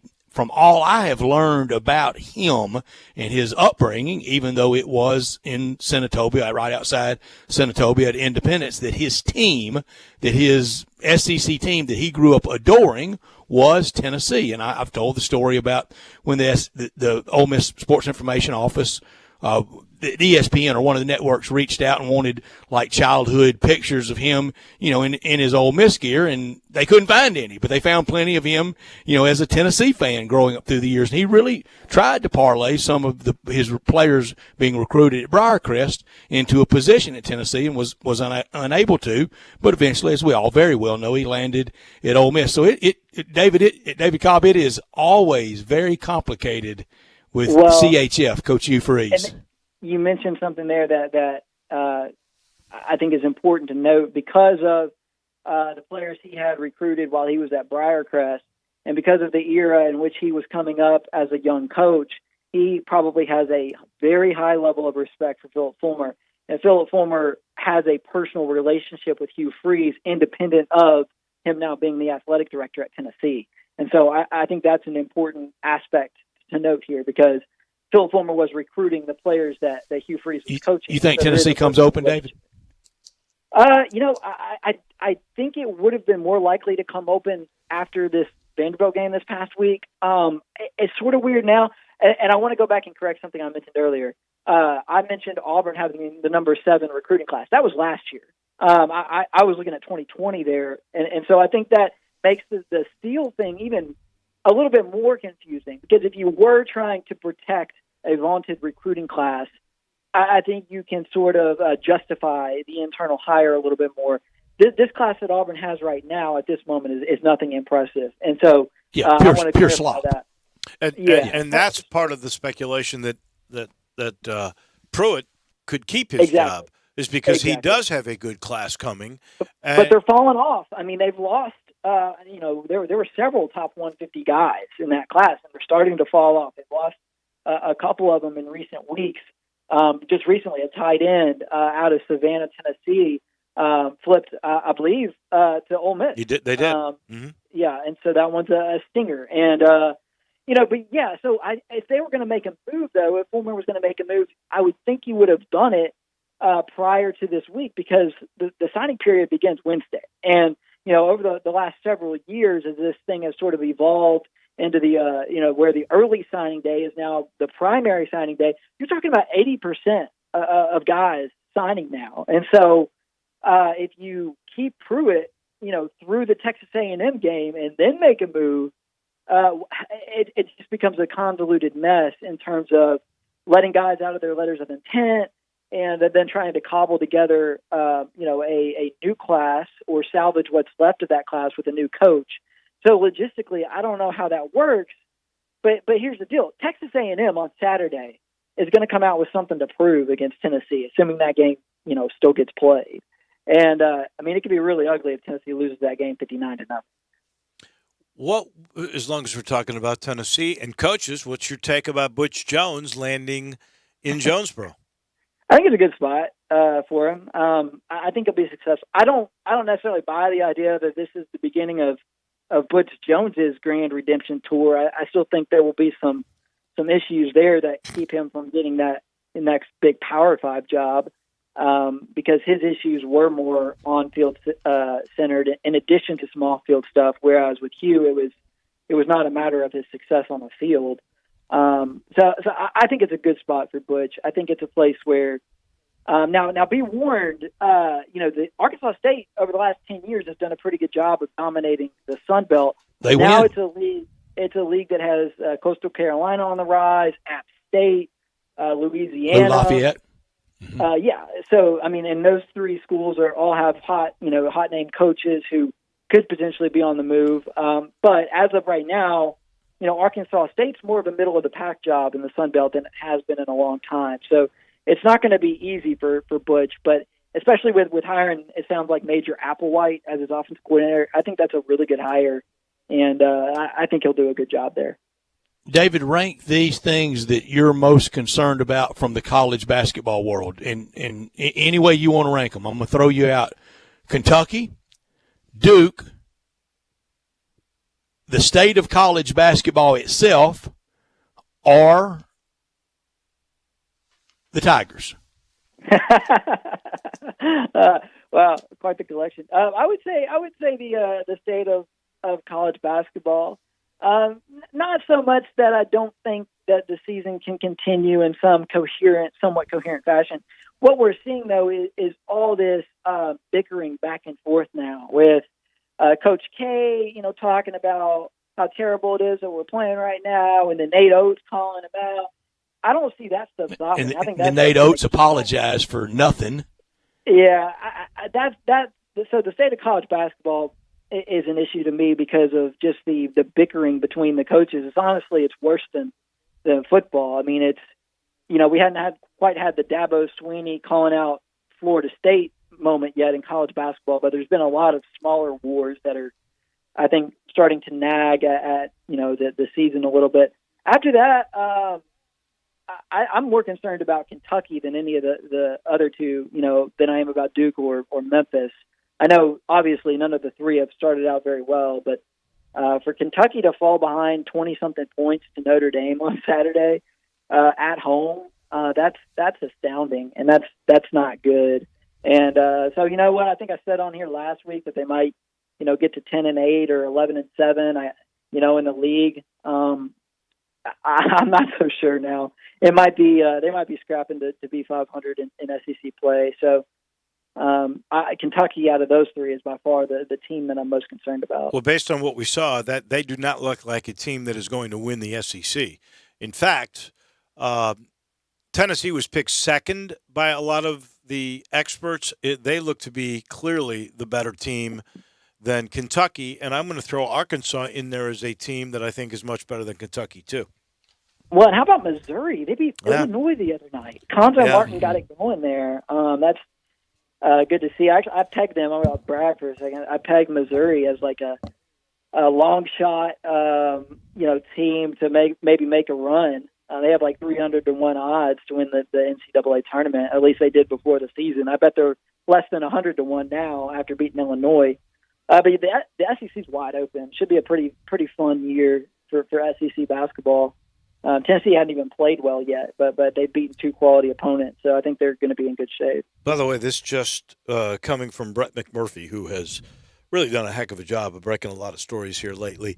The Vandy-Georgia game in Athens has now been canceled. Not postponed, canceled. That's the end of that game. So Vandy is done. I don't see them going to a bowl game, do you? No, I don't. I do think they. I saw them they on legally one mock could. list. They could. I saw collegefootballnews.com had them going to a bowl game. I hope not. I really hope not. I mean, I don't even know if they're going to have enough players. Like, I commend Vanderbilt for even showing up this past Saturday to play Tennessee. Especially now with them naming a new head coach, or I think they're getting close to naming Clark Lee as their head coach. I don't see it. That would be shameful. That would just be absolutely shameful if a winless Vanderbilt team played in a bowl game. How many teams do you think will opt out? They're already down 10 bowls, right? So we know that 10 bowls themselves opted out. Right. Some moved around, like the Fenway game moved to Montgomery, and the Tigers are going to play in that against Florida Atlantic.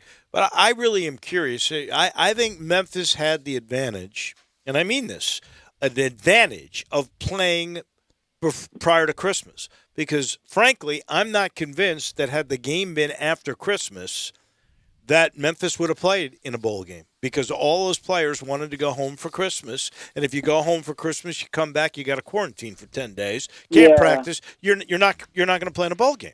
So, often, what do you think happens here? Well, I mean, so often the reasoning behind playing in a bowl that coaches rave about is all the extra practices and how you can get all your freshman first-team reps and all this stuff, and get the 10, 15 practices. And then from the player's standpoint, you go to these bowl games and you get to spend 3 days on the beach. You get to go, when they come for the Liberty Bowl, they always go to a Grizzlies game. They get like rodeo, parade. Gifts. Yeah, they get gifts from the sponsors of the games. All these things are why the programs and the players like bowl games. I don't necessarily. Some of them get big cash handshakes. Yeah. Right. And so, yeah, big cash handshakes. I don't know if we're going to be shaking hands anytime soon. So, for that reason, I think we're going to see I wouldn't be surprised at all if 3 or 4 teams out of every power conference, choose not to play them. I would be surprised if Group of 5 programs, go that way to a high degree, because it's an opportunity for them to pad the wallets a little bit. But as we've seen with some of these Power 5 coaching moves, I don't know that the finances right now are as big of an issue as maybe we thought they were during the pandemic year initially. Yeah, I absolutely not sure how all that plays out. I really don't know, but we'll see. We'll know more when we talk to you next week. That's for sure. All right, guys. Thank you very much. Thank you, David.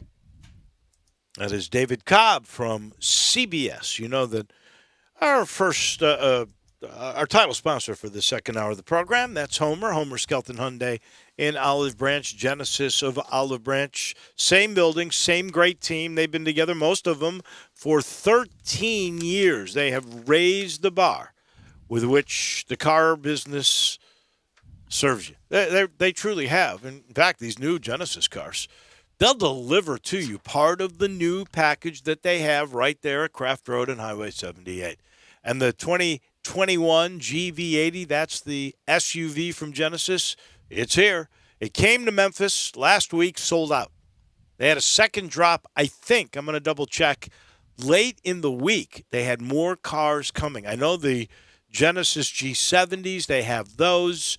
They have a couple that are 2020 that they're moving out with a unbelievable option, a lower price and 0% financing for 72 months. Folks, it is really feasible, affordable to get a Genesis G70 right now from Genesis of Olive Branch. And the 2021s are going to have an incentive too. I am told 0% financing on some of those models for 60 months. Yeah. It's really something else what is going on there. You got to see this SUV.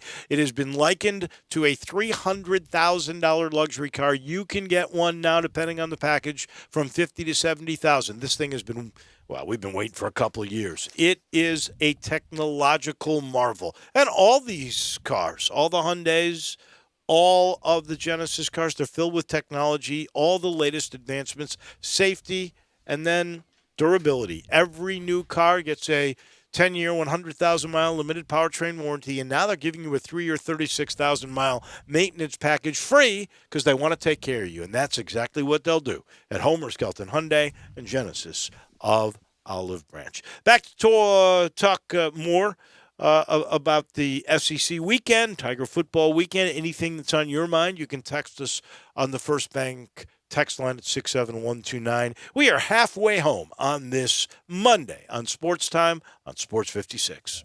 Broadcasting from the Family Leisure Studio.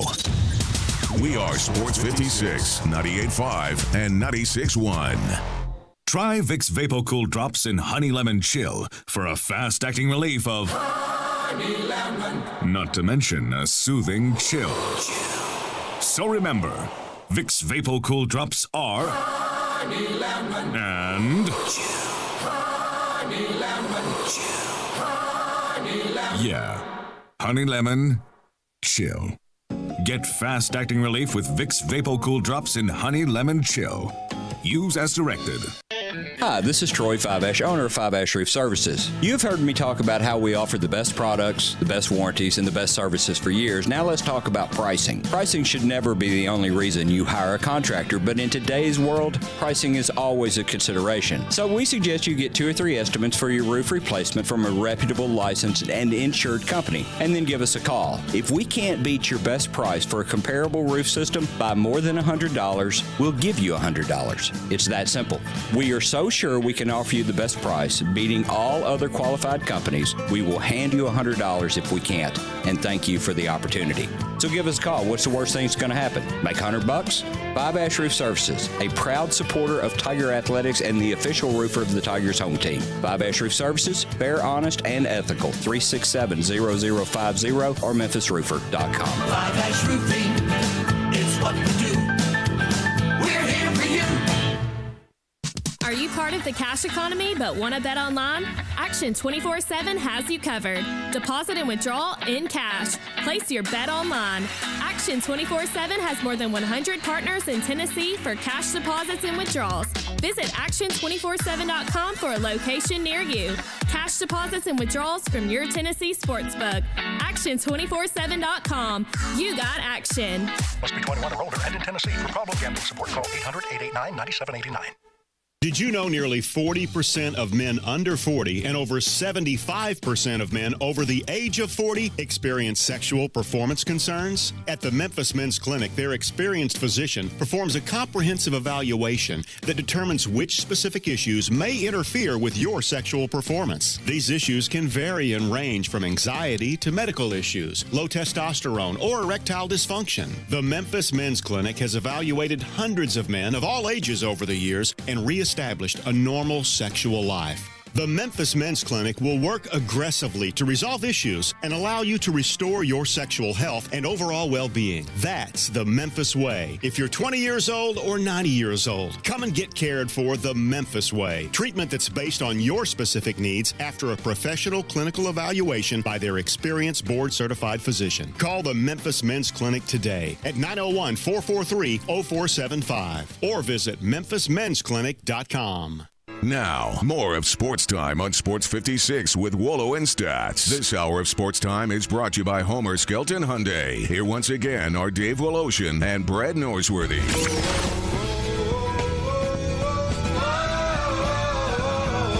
This just in from CNN. Joe Biden's presidential win is affirmed in the Electoral College. So he is officially voted in. Now we'll have to wait until January.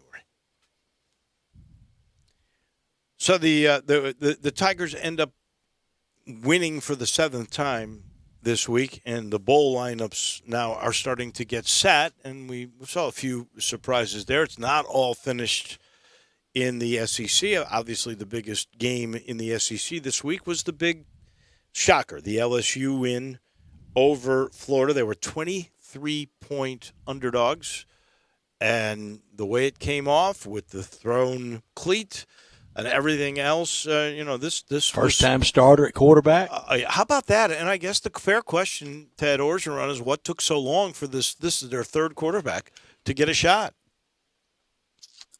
I'm with you, Dave, and watching them all year and what they had played after Miles Brennan got hurt. Third different quarterback. There's been a lot of different starting quarterbacks. I think Florida, Alabama, Ole Miss, and one more, A&M, are the only teams to go through all year with the same starter for every game.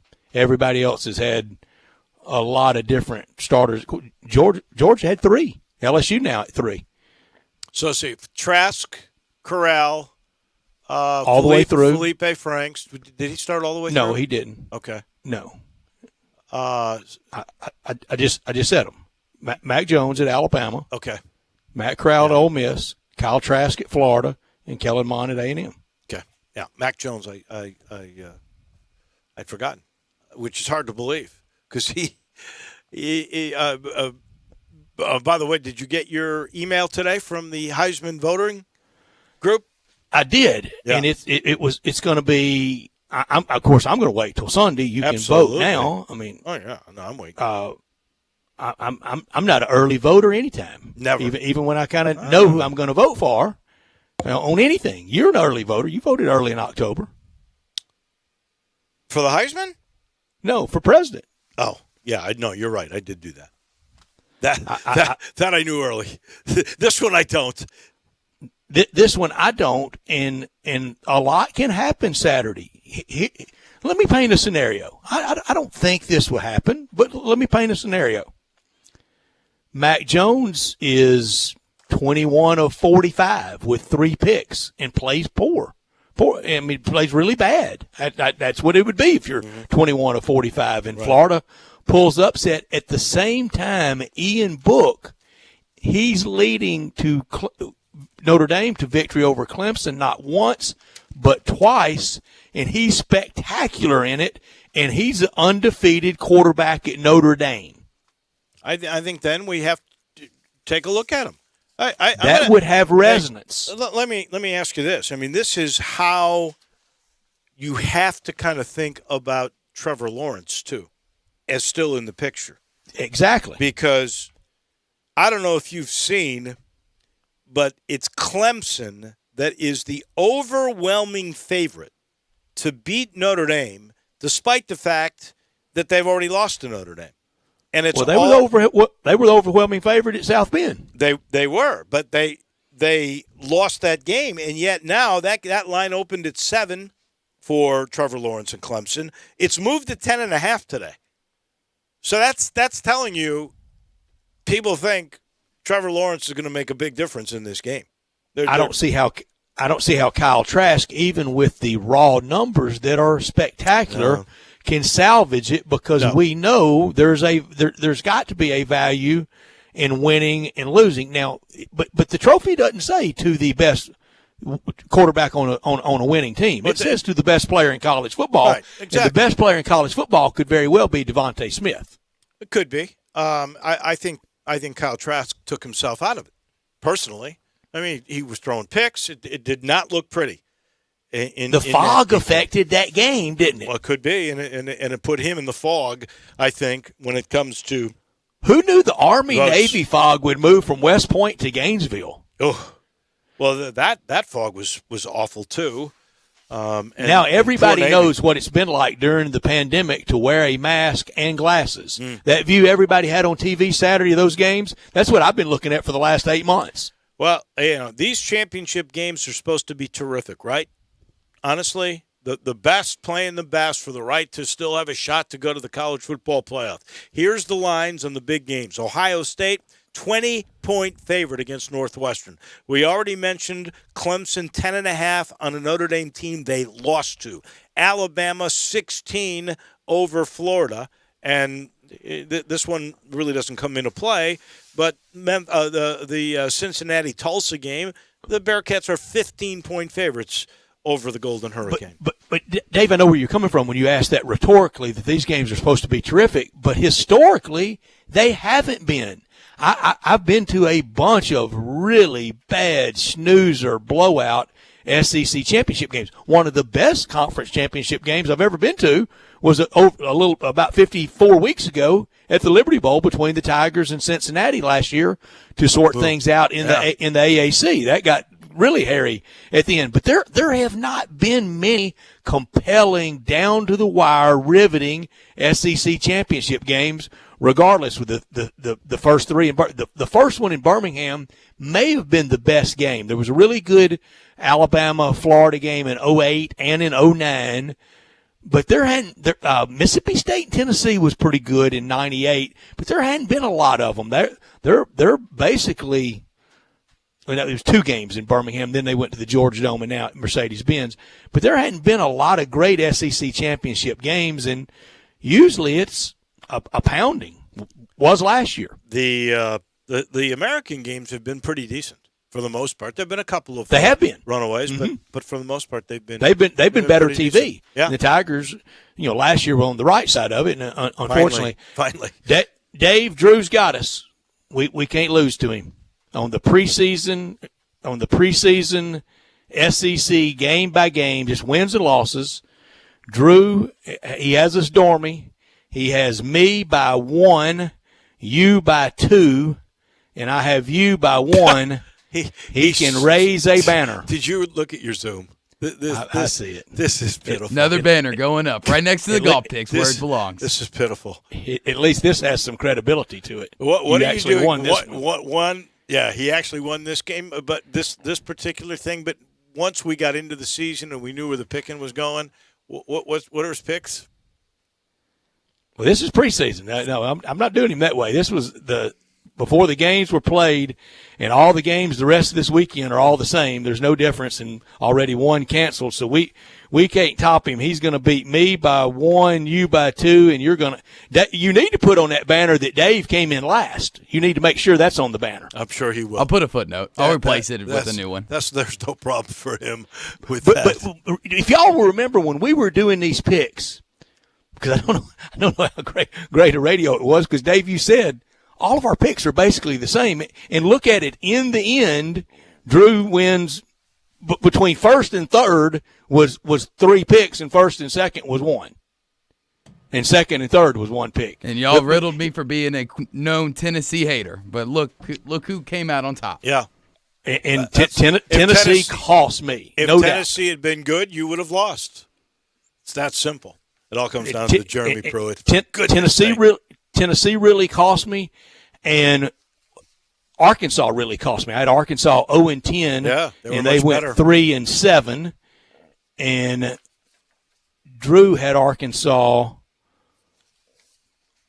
1-9, so he wasn't, and Dave had him 1-9. So, Wendell's been, but I had Bama 10-0, and both of y'all had them with a loss. Wendell is holding on. I didn't think anybody go undefeated, especially when you're playing everybody in the league, but they did it. And let's face I tell you it, another one where I got a little traction. I had Vandy 0-10, and Drew, you had him 2-8. You barely dodged that. Wendell wants to talk coaching searches. Wendell, thanks for being patient. You're on the First Bank phone line at 360-8255. Go ahead. Hey, thanks for having me. I have a question. Just wanted to throw out a few names, too.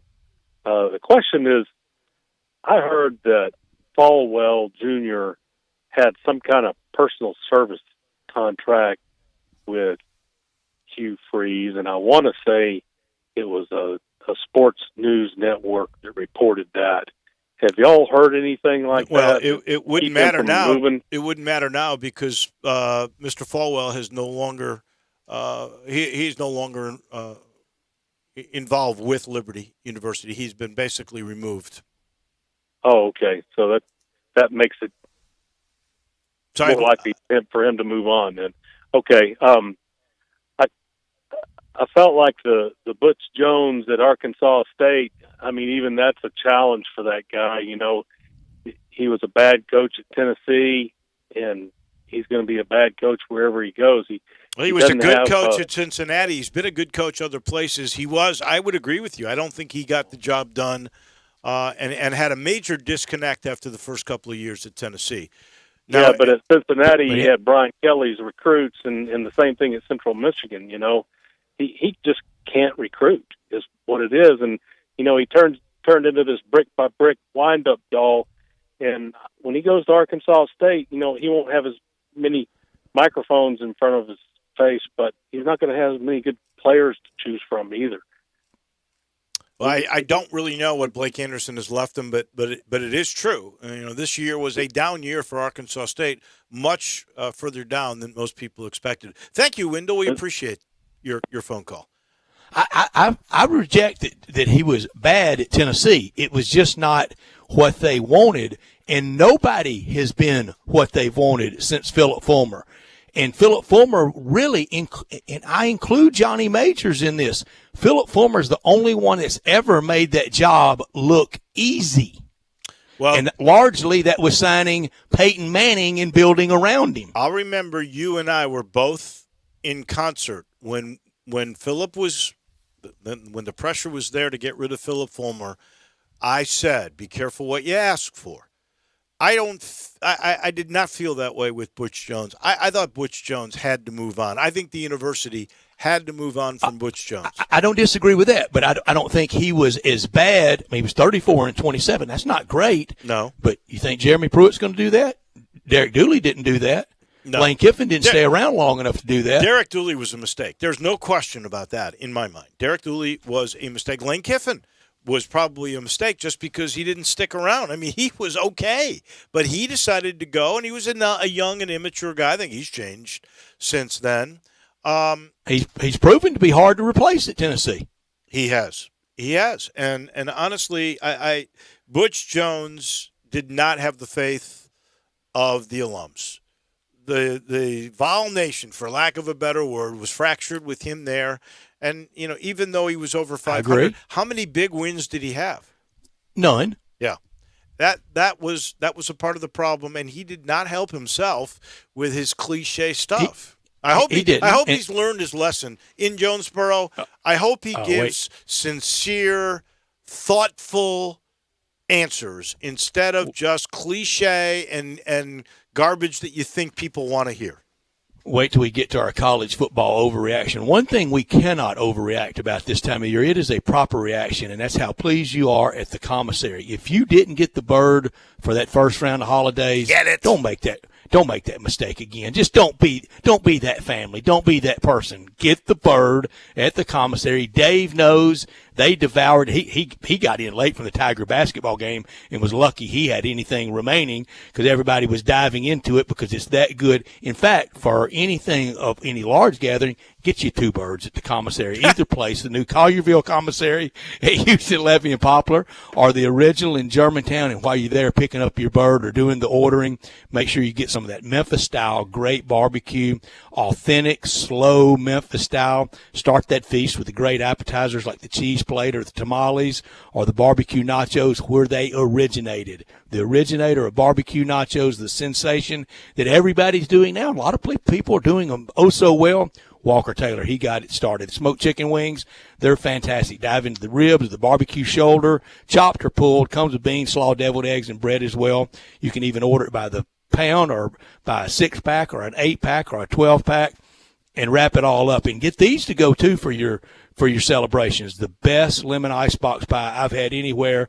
The banana pudding is outstanding. 901-754-5540. 754-5540 or online at commissarybbq.com in Collierville and Germantown, and you will enjoy your holidays even more. And happy holidays from everyone at both commissaries and from Walker Taylor. They have done it the right way, and they appreciate you so much and look forward to a great 2021 with you. And I'm thrilled at your generosity, and I accept. You know that I'll be coming back New Year's Eve day from the Montgomery Bowl. Wouldn't have had time to get anything arranged, so you're buying 2 birds so you can give me one. That is so kind of you, Brett. Noticeworthy. Christmas Eve, not New Year's Eve. You're not coming back from Montgomery to New Year's Eve, are you? I know. I meant Christmas You Eve. stay at Montgomery 9 days, Dave, man. You'll wear the expense account out. Oh, I would. And I would. I think I'd run out of places to go to. We got to take a No, break. Montgomery's a good town now. I'm telling you, you're going to have fun. You're going to have fun at Montgomery. Back to who won the weekend and the overreactions. That comes your way in a minute. We are Sports 56 WHBQ. Listen to us daily on AM 560, 98.5 FM, and 96.1 FM. Brian Elder's Roofing Solutions. Chris Price here for Brian Elder Roofing. The storms we've had over the past several months have been devastating to our communities. The rainy season is ahead. You may have not even noticed the dripping in your attic, water stains throughout your home, or even worse, mold and mildew. Please call Brian Elder Roofing and we will send out our project managers to assess any damage. We will not try to sell you a roof if all you need is a repair. We will measure your roof from outer space. 0% for 60 months, even no payments till 2022 are available with approved credit. If you've noticed missing shingles, water stains, leaks in your roof, call us before you call your insurance company at 867-0303. That's 867-0303, and we will provide a free, thorough inspection of your roof's condition. Call 867-0303. Brian Elder's Roofing Solutions. Football season is in full swing, which means Hulu has live sports. You can watch your favorite players like Baker Mayfield on Hulu Plus Live TV. Get access to over 65 live channels, plus the largest streaming TV library, including exclusive originals and the hottest shows and movies. Start your free trial today so you don't miss a moment. Live TV plan required. Restrictions apply. Learn more at Hulu.com. Ugh, my stomach. Don't worry, I've got you covered. When you have nausea, heartburn, indigestion, upset stomach, diarrhea. What's that? It's Pepto-Bismol Chews. Pepto-Bismol's in a chew? Yeah, they taste great and provide fast relief. And you can always have Pepto-Bismol handy. Ooh, let me try it. Try Pepto-Bismol Chews for fast relief. Nausea, heartburn, indigestion, upset stomach, diarrhea. Use as directed. Keep out of reach of children. Celebrate 20 seasons of Grizzlies basketball in Memphis with a 2021 Grizzlies ticket package. Packages start at just $9 per game.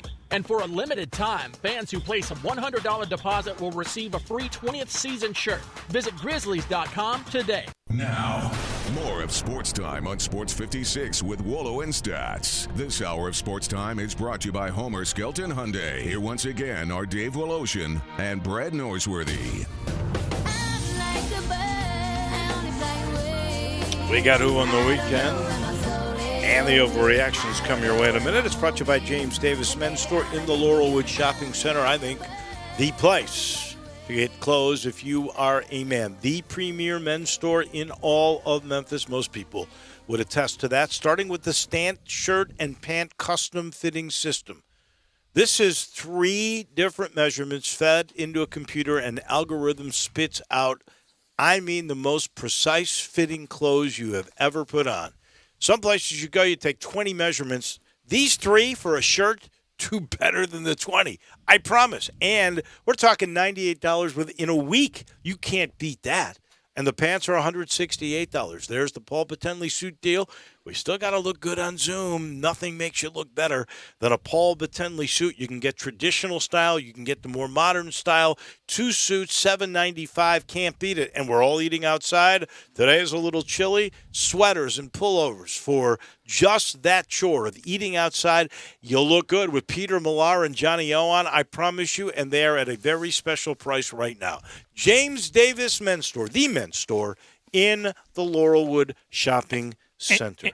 And Dave, I know I can speak for Drew. We both thank you so much. And if you can't find that perfect gift at James Davis, everybody knows right now you can get a gift card, and that pleases a lot of people. I really appreciate my $5,000 gift card you gave me from James Davis. Drew, how big was yours? You got 5. I only got 2.5. I feel like I got slighted a bit. Oh, I'm sorry. I mean, I know my name is not even really on the marquee, but come on, honestly, Dave. you're young. All you need are blue jeans. He's a little older. It takes a little more to make him look good. Dave, honest question: have you ever actually seen me wear blue jeans? I've never seen you in can blue answer jeans, that. Drew. Ever. You've never seen me because I wear khakis every day. Huh? Do you have blue jeans? I have 1 pair. See, I have 1 pair. That's why I was getting them for you from James Davis, and you're complaining for goodness sake. But $5,000, Dave. That was big of you. I really appreciate it. Well, you know, you're special to me. Yeah. College football weekend. 5,000 minus 5,000. Easy winner. Easy winner. That's LSU. And I'm not sure. We'll play another football game. I know you're expecting to go and visit Baton Rouge, but this is a pretty good way to go out. He's already self-imposed no bowl. This is you're not going to beat that, and you actually have a chance to lose at home to Ole Miss. This is the perfect way to go out. He might self-impose. They play for the Magnolia Trophy, the Magnolia Bowl trophy. It's fairly new. It's not the history of anything like the Egg Bowl, but he may self-impose on the Magnolia Bowl. My college football winners of the weekend, it's a couple. It was A&M. They stay at number 5. Cincinnati, they moved up 1. Iowa State, America's new darling, moved up 2, and Indiana moved up 1. And none of them even played. I know. You had a great college football weekend when you didn't suffer an injury, you didn't have any travel expense, no bruises, no nothing, and you move up. Not playing's the way to go. That's crazy, isn't it? That is. Who have you got winning the weekend? My winner from the weekend, we've talked about it a lot today, but I got to give it to the University of Memphis. 5th straight win against conference rival Houston, 15 straight home wins, a 2nd straight season undefeated at Liberty Bowl Memorial Stadium, and plus with Jalen Allen's 85-yard fumble recovery for touchdown, that makes it 10 straight seasons for the Tigers with a defensive touchdown in a year. You realize, too, that program's light years ahead of Houston, isn't it? Ryan Silverfield has lost only 1 football game as a coach in the Liberty Bowl. Tigers have won 26 of their last 27 in that. Is that right? Yes. It's incredible. It really is. So UCF, that's it. That's the only loss. To South Florida or to Central Florida? Oh, Central Florida, actually. Yeah, sorry, my fault. Yeah. On that cold day in 2018, because Ole Miss and Arkansas played that night in that same yuck that y'all had all day.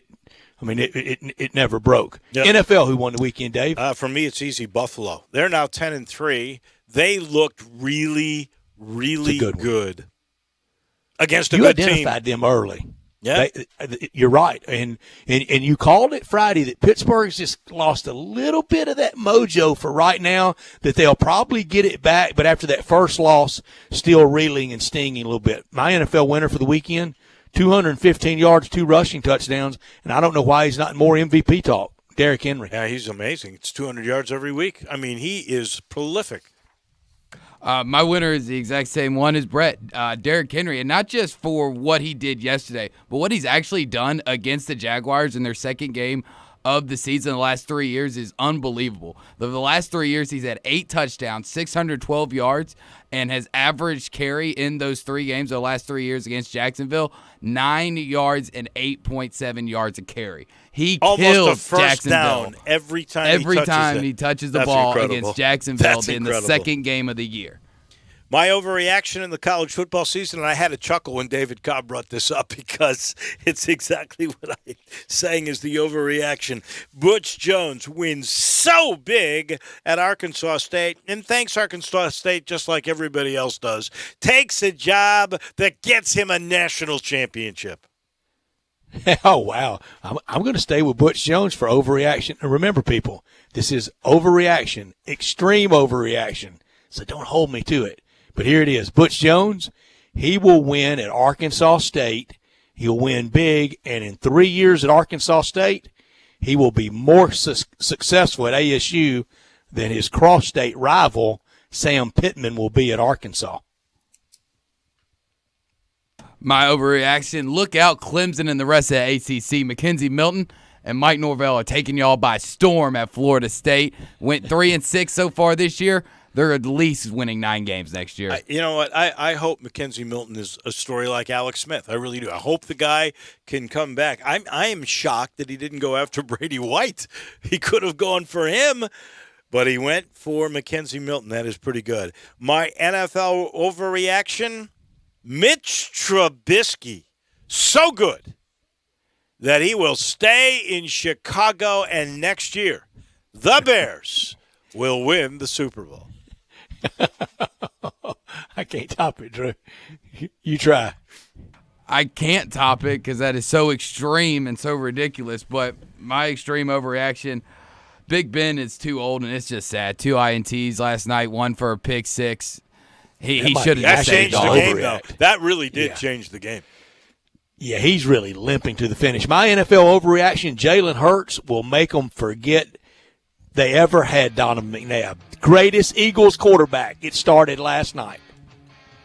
And those are your weekend winners and overreactions. Brought to you by the Spirit Shop. Weekend's over. Time to restock. And you know where you go. So conveniently located right in the heart of East Memphis. You go by there all the time. It's right there. Poplar and St. Nick, right down from Clark Tower. It's 4848 Poplar to be exact. It's that little log cabin, and when you go inside, it doesn't look so little. And they have actually perfected spatial engineering. There is more stuff in that space than you will believe. The latest in great wines, the latest in bargain wines. Same thing with bourbon or tequila or gin or vodkas. Any spirit, they got it. Any accessory, they got it. Even if you were looking for one of those interesting spices to rim your cup for a Bloody Mary, they got it. They got chips. They got everything that has to do with spirits. They've got beer. They got it all. And if you're looking for something you can't find, maybe it's not in the store. The Connor family, Eddie Connor, who owns it since '69, he's been there. He will go out of his way to call a winery in the state of California or the state of Washington or Oregon, whatever. He'll go out of his way to try to find it for you. If it's legal for him to bring it in, he'll bring it in. They're terrific. Please go see them. Stock up again today at the Spirit Shop. That's 2 hours in the books. When we come back, we talk college basketball. Blake Lovell from Blue Ribbon Magazine is coming your way next.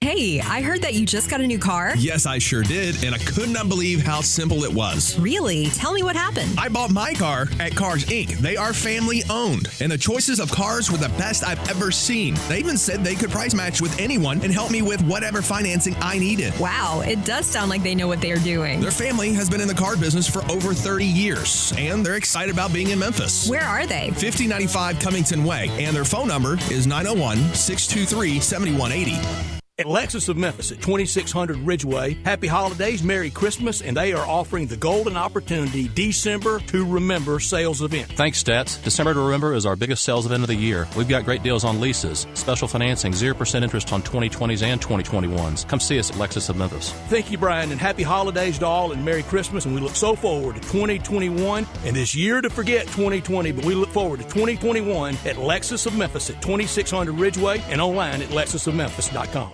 In today's world, a lot is going on, but one thing is always true. You need to take care of yourself. The skin clinics can help. Age, diet, genetics, and current events can conspire to make you look and feel much older than you are. It doesn't have to be that way. Call the skin clinics and let their expertly trained nurses, estheticians, and staff choose the treatment that best suits you and your pocket. There's so much you can do. Consider skin resurfacing and rejuvenation, lash extensions and specialty brows, injectables, medical-grade chemical peels, laser hair reduction, waxing, facials, makeup applications, and even services just for men. The Skin Clinics has it all in a caring, safe environment, always observing current social distancing guidelines. Go to theskinclinic.com to find out more and call today for your appointment at 901-345-SKIN. That's 901-345-SKIN. Taking care of yourself is good for you and your loved ones. Come to the Skin Clinics, 1300 Wolf Park Drive in Germantown. With Kurt Warner, Kevin Harlan here from Westwood One with a preview of Monday Night Football. Sponsored by Prilosec. Treat your frequent heartburn with Prilosec OTC. Coming up, a battle in the AFC North between the Browns and Ravens. Kurt, the Browns are 9-3, and they've won 4 straight. And the Browns are coming off of that huge win last week against the Titans. And, we know all about their running game, and they can dominate the line of scrimmage. But let's be honest, this team is going to go as far as Baker Mayfield takes them. And last week we saw the best version of Baker Mayfield, throwing the football all over the place, 4 touchdowns in the first half. Can he double that up this week and have another game like that? And with Lamar Jackson back and a win over the Cowboys, Baltimore looking to get back in the playoff race on Monday Night Football. Remember to listen to Westwood One's exclusive coverage of the NFL all season long, right here on Sports 56, 98.5, and 96.1. Hey, frequent heartburn may keep you from running your A game, but it doesn't have to anymore. Join the Prilosec OTC 2-week challenge. Just go to prilosecotc.com. You'll get $3 off to get you started, plus 14 days of tips, tricks, and reminders. Just 2 weeks, 0 heartburn. Go to prilosecotc.com and sign up today.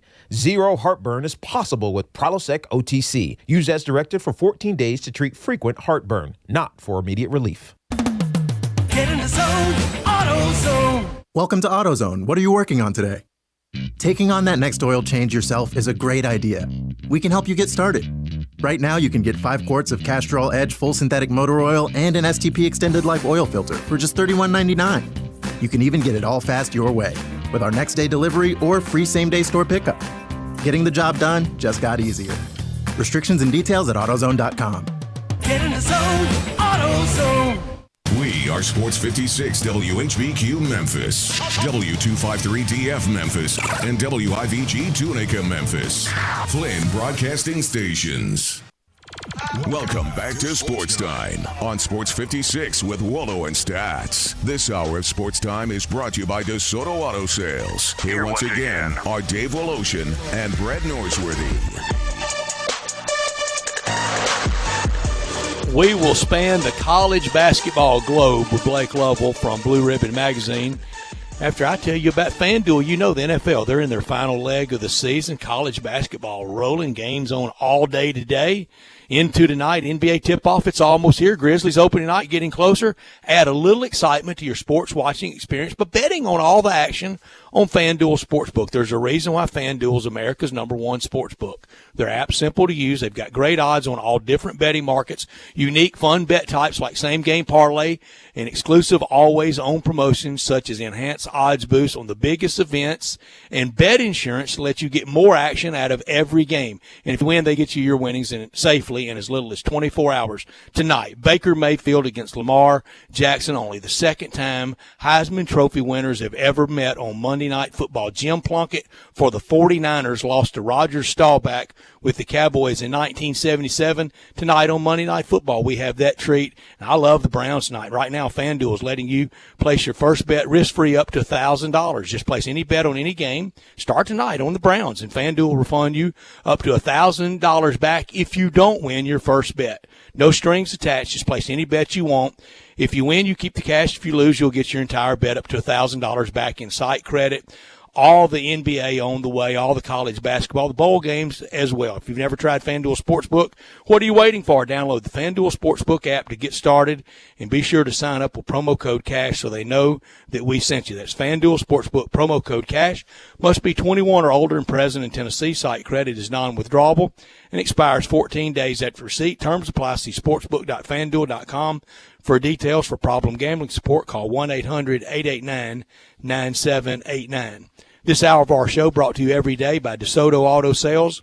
Down on Goodman Road in DeSoto County at 5704 Goodman Road. Very proud to serve DeSoto County and the surrounding area.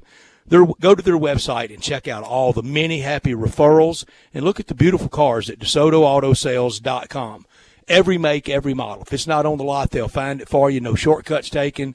You walk in, you're treated like family by very kind, very courteous employees. Laid back, down home environment. No high pressure sales. But they care very much about your time and want you to enjoy the ultimate car experience, because they know we live in a world today that time really matters, and especially this time of year, the hustle and the bustle. You walk in, find the car you want, paperwork completed, credit approved, you're gone in less than an hour at DeSoto Auto Sales at 5704 Goodman Road, 662-890-7184. Come on down to DeSoto County for that town and country experience at DeSoto Auto Sales. We talked a bunch of college football this past couple of hours. Time to get into college basketball. The Tigers, of course, had a tough one, a loss to Auburn in Atlanta in the it was supposed to be more like a Thanksgiving hoops fest. It turned out to be a bunch of good games. Double overtime game. The Tiger-Auburn game was pretty darn good, too. Really good games. Blake Lovell from Blue Ribbon Magazine joins us now. And let's start with Auburn, because the Tigers played them, and I'm sure Tiger fans are wondering, how good is Auburn really? You know, both Brett and I think they're at the bottom end of the SEC, which is not good news for Memphis after losing that game the way that they did. Where do you place the Auburn Tigers, Blake? Yeah, guys, I think they're probably in that. I mean, I don't know. Like, I want to say like 7's probably as high as I would put Auburn right now, based on other SEC teams. Of course, that's the halfway point in the SEC, but that's probably as high as I'd be willing to go. But I think obviously, that they could finish a little bit lower than that, just because they are one of the youngest teams in the country. And I think that's what you look at, if you're Memphis. I think you just kind of look at it and say, man, we've seen some of these very experienced teams, throughout college basketball, like Missouri. We've talked about them, and others have a lot of success early. But then when you have two inexperienced teams, kind of like Memphis and Auburn, sometimes you're going to have a game like that. And, yeah, it was a great game, but at the same time, I think both teams would have walked out there, no matter who lost, thinking, man, that's one we wish we would have got, because, both those teams still have, I think, a long way to go. There were stretches of that game. I thought it was the best the Memphis Tigers have played this year, and sure was a stretch or two for the freshman guard from Prospect, Kentucky, for Auburn, the best he played all year.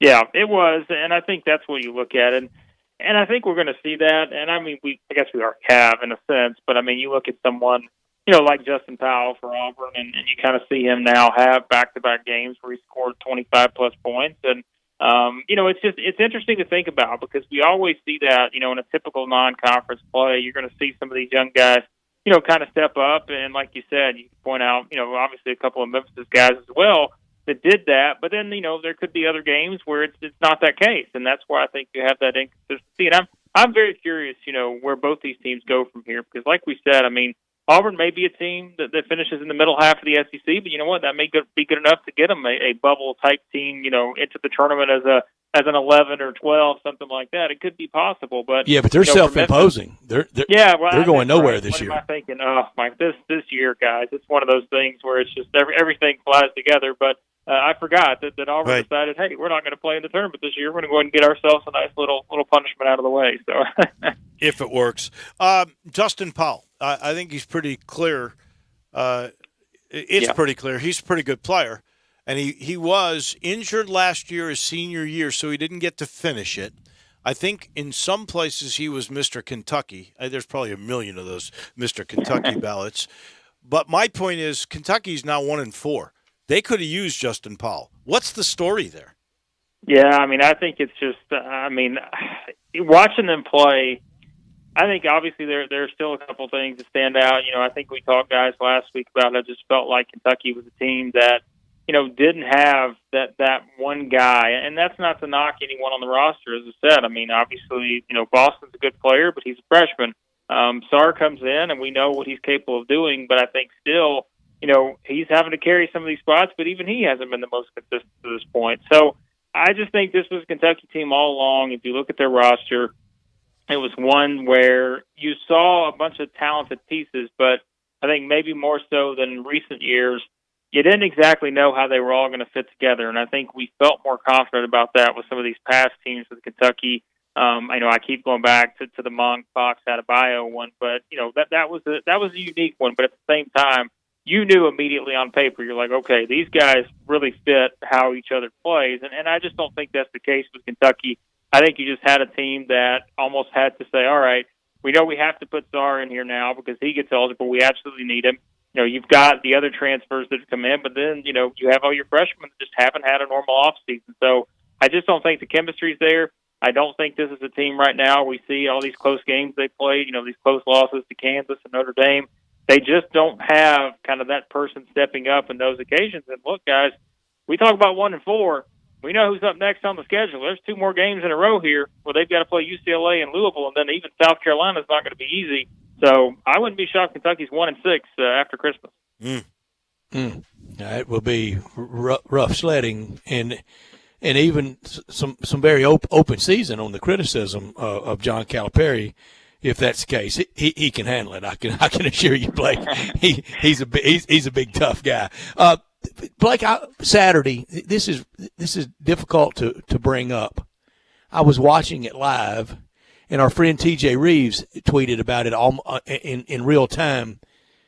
Why did they continue playing in the Florida FSU game? And the story goes that at halftime, I think Leonard Hamilton reached out through an emissary to the Florida locker room and said, y'all don't want to continue doing this. We don't have to. And there's some consternation about should they or shouldn't. What He did said you that. think? Leonard Hamilton said he reached out to Florida and said, I believe him. We understand we don't have to finish this game. And also along those lines, and Blake, we really want to hear your comment on it, but I'm wondering if you've gotten any update, just because we're talking about Keontae Johnson, the preseason player of the year by most people in the SEC, the Florida player. He collapsed in that game in the first half against Florida State, and today USA Today is reporting that he was put into a medically induced coma. There has been speculation that it was heart issues that were involved, maybe going back to this past summer when he had COVID-19. What are you hearing about all of that, Blake? Yeah, I mean, it was, guys. It was, it was something that you never want to see in anything you watch. And, going back to the other part about how, I don't know how you keep playing, and I wonder if it's, one of those where it looks serious when you saw it, and I don't know if it was sort of, okay, well, we don't know the, severity, so we're just going to keep it. I don't know how that works, and I'm sure, there are probably people that made those decisions and all of that may go back and say, man, if we kind of knew what we do now, there may be obviously a different solution to how we did that. But at the same time, I mean, it's a severe situation, isn't it? I mean, you look at everything that's come out, And I know, as you mentioned, some of the reports that are out there, and I think Florida came out a little while ago and said that, he had been, I guess the plan was that they were transferring him back to Gainesville, and then he's still in critical condition, but he's still stable. And also, I think they added, talking about the following simple commands and undergoing tests and such, which I think obviously that's a good thing based on when you hear, medically induced coma and that kind of stuff. That's something that, again, it's hard to even fathom based on, watching college athletics, any athletics. Like we always talk about, you just look at just the athletic part of this and all these guys that are just world-class, athletes and what they're able to do. And then when you see something like that, it completely changes your perspective. And as we said, guys, going into the season, this was going to be a very strange season, first of all. And I think when you take it a step further, I think one of the things a lot of people were talking about was we really hope we don't see stuff like this, because we know, and obviously we don't know this right now. We don't know the specifics. We don't know all the details. But, that was something that was brought up when you have guys who maybe get this, and then, what's the next step? How long are they out? Like, what are the protocols? And I think those are the things that are obviously going to be continued to discuss, because this is certainly a very serious situation. And he's someone that, man, I've told many people that Keontae Johnson has been one of those guys that has kind of flown under the radar, I think, over the past couple of years. And now for him to go into the season and be the preseason SEC Player of the Year, I thought it was the right choice. And obviously this is certainly about more than basketball now, but just unbelievable situation. And again, hopefully things get better there. Absolutely. We hope and pray that. If there's honestly, any linkage to COVID, that's the end of sports. Well, we will shut it. We will shut it down. Well, that's it, and I'm just putting two and two together here, and I am certainly not knowledgeable. But cardiomyopathy, remember, that is what shut down the Big Ten from initially playing when that first COVID paper came out about that correlation, and that's why everybody. I know the U of M players went through extensive cardiac examinations, and I think everybody did because of those procedures that were put in place because of the link.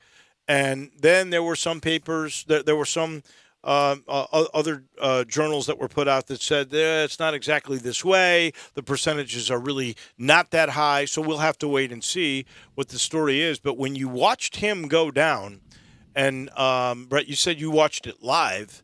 I've seen the overhead shot of it, and it the first thing I think of is Hank Gaithers from UNLV, Reggie Lewis, and with the Celtics, and yeah. And but we don't know if it's myocarditis, and we've said that we're and I said if there's any linkage, but Blake, it was horrifying to watch, and I really thought they would, especially after the exaggerated, almost 15-20 minute real time break. I thought they'd just say game's over for today. Yeah, that's what I thought too. And, again, I'm sure, you talk to people who, making those decisions. And like you said, Mike White and anyone else, I'm sure, obviously the perspective is probably a little bit different now given, what we know about what actually happened. But even in the moment, like you said, watching it, I think you knew pretty much right away that this was not something that was normal. And it is. It's unfortunate, guys. Like we said, it's just something where I think this entire year, all we talked about is sort of, obviously we know the short-term impact of everything that's going on, but the long-term is what keeps being brought up about. We don't really know maybe the specifics on long-term stuff. And again, like you said, we don't know the specifics on his situation. We don't know the details or anything, but, it is something that is going to be talked about, as we said, because this is happening. We've seen teams, which, has been a common theme that we've discussed over the past couple of weeks, teams having to shut down and not really knowing kind of what the next steps are. But obviously in this situation, it is one that is, again, very serious. And it's just, you hate to see something like that. Well, and going back to it, no matter, how this turns out, and we all pray for him to have a complete recovery.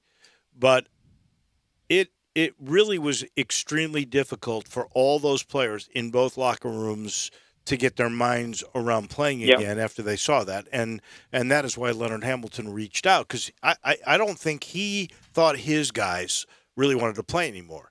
But let's move past that because there's nothing that can be resolved with that right now, and talk about Kentucky. Clearly is not the number 2 team or 1 team in the SEC. I don't see that happening. I mean, he's going to coach them up, and they'll get better as the year goes on. But I don't see this team as winning the SEC. Tennessee is clearly the favorite now. Who's the second best team in the SEC? That's the million-dollar question right now because, if you look at some of the teams like LSU, like Arkansas, I think you see the talent, but you also say, okay, well, what are their best wins to this point? And I think those are discussions we have every year, and I don't think that's unique to this season. We always say that because you can only go on what you know in the non-conference and who you play.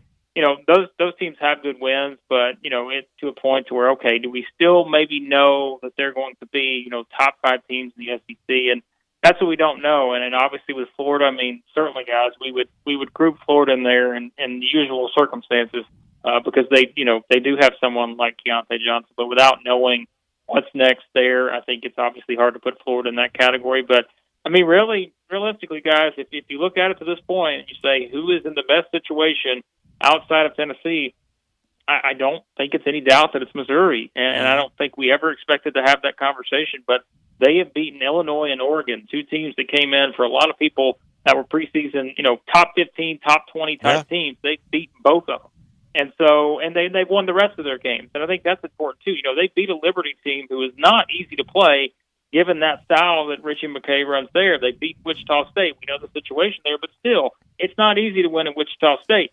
So it's not like Missouri's just lucked into a couple of wins. Like, they are proving that they are one of the best teams in the SEC right now. They're a top 25 team, in my opinion. So I think at this point, now obviously things will change, but right now, Missouri is the second best team in the SEC if you just base it on how we've seen teams play and what they've been able to do to this point. Where would you put Arkansas?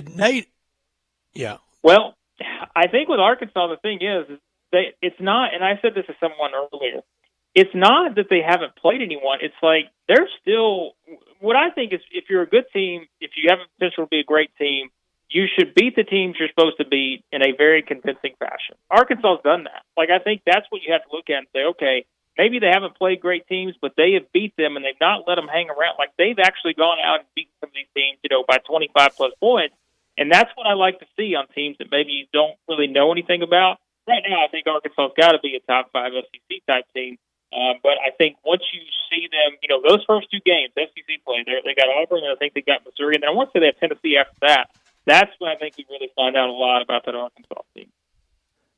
Did Nate Oates have anything to apologize over? I know he did. I guess he felt like he did, or he wouldn't have done it. Do you think he had anything to apologize over, Blake?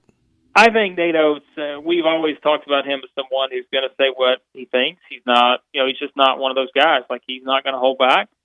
He's going to tell it like he thinks it is, and that's the way, that's just the way he's always been. Like, saw him anywhere he's been. Like, that's just the way it works. And look, he said something that, I'm sure there are other people thinking the exact same thing, and that's what something else I mentioned was, he didn't say anything that I think a lot of other people weren't thinking. And again, right or wrong, how do you want to look at it? I think I told you guys last week, I can look at it from Duke's perspective and know that before the season, they were a team that was one that, we'd already heard Coach K mention. They wanted to go conference only, all these situations, and so I'm not going to, it's hard to say, one side or the other, but I think for Nate Oates, again, he's someone that said what he thought, but I guess because it was Duke and everybody was talking about how the NCAA was going to come knocking on Alabama's door and making all the jokes on social media after he said that. It's just something that he said, but again, I don't think he said anything that other people weren't thinking. So, you think people? I can't imagine Coach K said, "I demand an apology." I mean, where do you think the pressure comes from that, or do you think he just started to rethink it himself? Yeah, I think it's probably one where I think after you say something like that, my guess is in this climate that we're in this era, that people are going to take it, and it's going to get magnified on social media to the nth degree, and I think that's what happened here because it is something that's unusual. I think in sometimes in college basketball or whatever sport it is, you kind of just get moving along. We've obviously had a big focus on stuff and off the court, this year in particular. And then you have a coach say something like that, and I think when you hear so much coach speak and then you hear someone say something, people are going to run with it. And I think that's probably where it came from. I wouldn't be shocked if on Alabama's side, maybe there's a nudge there to say, hey, maybe we shouldn't, do something like this. But, again, it's certainly one that has caught a lot of attention, that's for sure. No doubt. No doubt about it. Blake Lovell, we thank you for your time today and look forward to chatting with you. The Americans starting conference play this week. So we're here, and we look forward to really getting into the nitty-gritty. Sounds great, guys. Thanks as always. Americans starting tonight. Yeah. Thank you, Blake. Yeah, thank you. Thanks, guys. Thank you, Blake. What is the game tonight? Wichita State at Tulsa. That's a good one. Wow, that is. Tulsa's going to win that game. Tulsa's good. Frank Haith, he does not necessarily get 3-star, 4-star, 5-star guys. He gets 2 stars. He gets some tough JC guys. He definitely has a scheme, and he gets the guy that fit that scheme, and he talks them into playing in that scheme. And it's not always pretty. This normally would be a coaching mismatch with Greg Marshall against Frank Haith, but that's not the case tonight. No, it is for whatever reason, and I guess because he's moved around a lot, he's never reached like pinnacle levels. But Frank Haith does not have a stellar national respect. He scares nobody, and it's interesting because he's had Memphis's number. He's done a good job against the Tigers. It's right up there with looking at the other bench and seeing Shelby Metcalf on it. I like Shelby Metcalf. Couldn't coach at all. I wouldn't go that far. I thought he could tell me what he won. He could coach a little bit. There's no doubt. Let me take a quick timeout. I'll let you know this portion of the show is brought to you by the good folks at Homer Skelton Hyundai, and Genesis of Olive Branch. I just checked. That new SUV, which they had last week, and then boom, like that, they sold out of. Haven't had the second drop yet. Hopefully it comes this week. Vincent Gerard said, I asked him what's going on. He said, I'm being very patient. And that's what you got to be, because this product is so good that it just won't stay on the lot. I'm talking about that new SUV. They call it the GV80. It's the Genesis SUV we've been waiting for a couple of years. You can't see one now, but hopefully by the end of the week, and I'll let you know if you can. In the meantime, there are other 2021 models. And this technology by Genesis, by Hyundai, so good. Last year, Hyundai tied for the most top safety picks of any vehicle in the world. And then there's the durability of this technology. Every new Hyundai, every new Genesis gets a 10-year, 100,000-mile limited powertrain warranty. And they've added this thing in the last couple of years. Now you're getting a 3-year, 36,000-mile maintenance package free, complimentary. They want to take care of you. And that's what they've done. At Homer Skelton Hyundai, with a team that's been around together for 13 years, they have raised the bar of service. The product is unreal. Please go see for yourself. Get on Lamar into Mississippi. Very first exit's Craft Road. Turn left, and you'll have found yourself at Homer Skelton Hyundai and Genesis of Olive Branch. Back in just 1 minute. We got Monday Night Football to pick. We'll go over how we did over this past weekend, and we've got the Mount Rushmore of quarterbacks for the Browns and running backs for the Ravens. Interesting stuff coming your way in a minute. Get happy with Sports 56 Happy Hour with Johnny Radio. Weekday afternoons from 1 to 3 on Sports 56, 98.5, and 96.1. Get in the zone, AutoZone. Welcome to AutoZone. What are you working on today? Taking on that next oil change yourself is a great idea. We can help you get started. Right now, you can get 5 quarts of Castrol Edge full synthetic motor oil and an STP extended life oil filter for just $31.99. You can even get it all fast your way with our next day delivery or free same-day store pickup. Getting the job done just got easier. Restrictions and details at AutoZone.com. Get in the zone, AutoZone. I want to do some bragging rights. Hey, I was just the other day overhearing a conversation with Big Mike, the manager of DeSoto Auto Sales. They've got people buying cars all over the country. North Carolina, South Carolina, Georgia, Alabama, Arkansas, Texas. People from all over the country buy cars at DeSoto Auto Sales in Olive Branch, Mississippi. Why? DeSoto Auto Sales has the most stringent car inspection in America. They get it right the first time. Quality and low mileage. Factory warranty on most vehicles. My favorite part is the people who work there. Big Mike, all the employees are professional, friendly, and go that extra mile. Expect as you walk in the door, you're treated like family. DeSoto Auto Sales understands your time matters. We can help you find your dream car and get all the paperwork finished in less than an hour. Come see us at DeSoto Auto Sales and be part of our family. Have a great buying experience every time. 662-890-7184. Looking for gifts for DIYers? A new year and new projects are just around the corner, so shop Lowe's for tools the pros use. Right now, save big on over 200 powerful DeWalt 20-volt max tools. And pick up an extra 2-pack of 20-volt max 3-amp-hour batteries that was $149 and is now $99. Shop in store, home on our app, and Lowe's.com, and pick up curbside for contactless service. While supplies last, valid through February 3rd, 2021. U.S. only.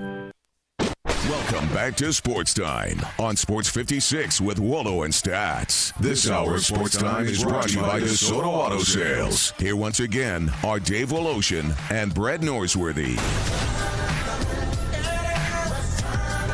Cruising through our final hour, brought to you by Supercuts, 15 locations in Memphis, all owned by the Czech family. Nothing's more important to them than the health and safety of their team, their employees, and, of course, our community and all the customers. And that's why they're still open, and that's why they've got that safe salon commitment in place. That was developed by the company, along with the partnership of a top infectious disease doctor, actually a bunch of doctors. And what they've done is they've maximized safety and sanitization in all the salons across the country, and in particular, the Czechs have made sure they're spotless. They're spick and span in the 15 locations in the Memphis area. So I know we're all getting haircuts. It's still safe. I promise. They're prepared to see you. Go to supercuts.com. You'll get a good glimpse and a better understanding of the safe salon commitment, and you can make your next appointment to go to any of the 15 Memphis area Supercuts locations. Time for us to pick the Monday Night Football game this week. Picks this week. Where do we stand? Really good picking for everybody. Drew, you had a good weekend. Dave, you are tied with me on points. We have 19 points each. I am up 8 on you on picks. I am at 90 and 82 overall for the year. You are at 87 and 85 for the year after a 4-2 pro weekend and a 3-2 college weekend. Drew went 4-1. I have it 4-1. Where? I won the Houston game, I won the Auburn game, I won the Virginia Tech game, and I won the Rice game with a shock. Rice won? Rice. I'm sorry. Rice did not win, but there was 7. What was the okay? final There score you go. Rice didn't win. They did win the game. They did win the game. Rice lost the game by 5. Yeah, and 7.5 points is what I had. So 7.5. That's correct. That's correct. 4-1. 4-1.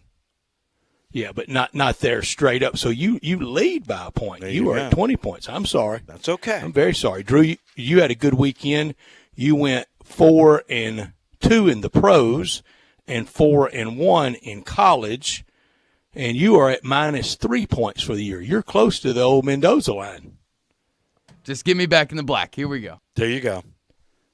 So tonight, Cleveland at home, no fans, but a rare Monday night football game in Cleveland. I wonder when the last time they won on Monday night anywhere. They are a 3.5-point favorite. Give me the Browns. Baker Mania for me. Wait. Isn't Baltimore the favorite in this game? Baltimore is the favorite by 3.5. Okay. You said Cleveland there. Baltimore is 3.5, and Cleveland is the underdog in Cleveland, a home dog. Yes. Okay. Drew, we know you're taking Baltimore, correct? Correct. I mean, coming off first win of the season, 38-6, that was at MMT, but Baltimore has always been a road team anyway, so they're going to cover easy. I'm going the opposite way. Cleveland at home, giving me points. This team, they've won 9 games. They are pretty good with this guy named Baker Mayfield. And, oh, by the way, they're running the ball pretty well now. I will give me the points. I want Cleveland all day long. Brett? You're taking Cleveland, and I'm taking Cleveland, and Drew, being the homer that he is, he's taking the Ravens. Before we get to our top fours for each, I want to tell you about everything at All-Star Chevrolet. It's a great time of year to be at All-Star. It's time to get down to Olive Branch, get that new All-Star Chevy Silverado or Tahoe or one of the perfect new Suburbans. Here's the deal. We ask All-Star Chevy to get what everybody wants for the holidays. Come through for us. Be the Santa Claus, and they have. These will go fast. Please get out this week to All-Star Chevrolet at Olive Branch. They've got more new Silverados, 2020s, 2021s, lots of new third-row Traverse seating, third-row seating Traverse, and you can still get thousands in cash back. If you want pre-owned, Olive Branch is the place to be. All-Star Chevy, certified pre-owned Chevys, they're the best selection anywhere. Get down to All-Star where year-round they look out for you. Remember, it's not Mount Moriah or South Haven, not Collierville or the Pike. It's got to be Olive Branch. Everyone at All-Star wishes everybody a happy New Year and great holiday season. They got one job. Make sure you have fun, get the best deal you want, and do it in record time. Find new roads to All-Star Chevy on Kraft Goodman and Olive Branch or online at allstarautogroup.com.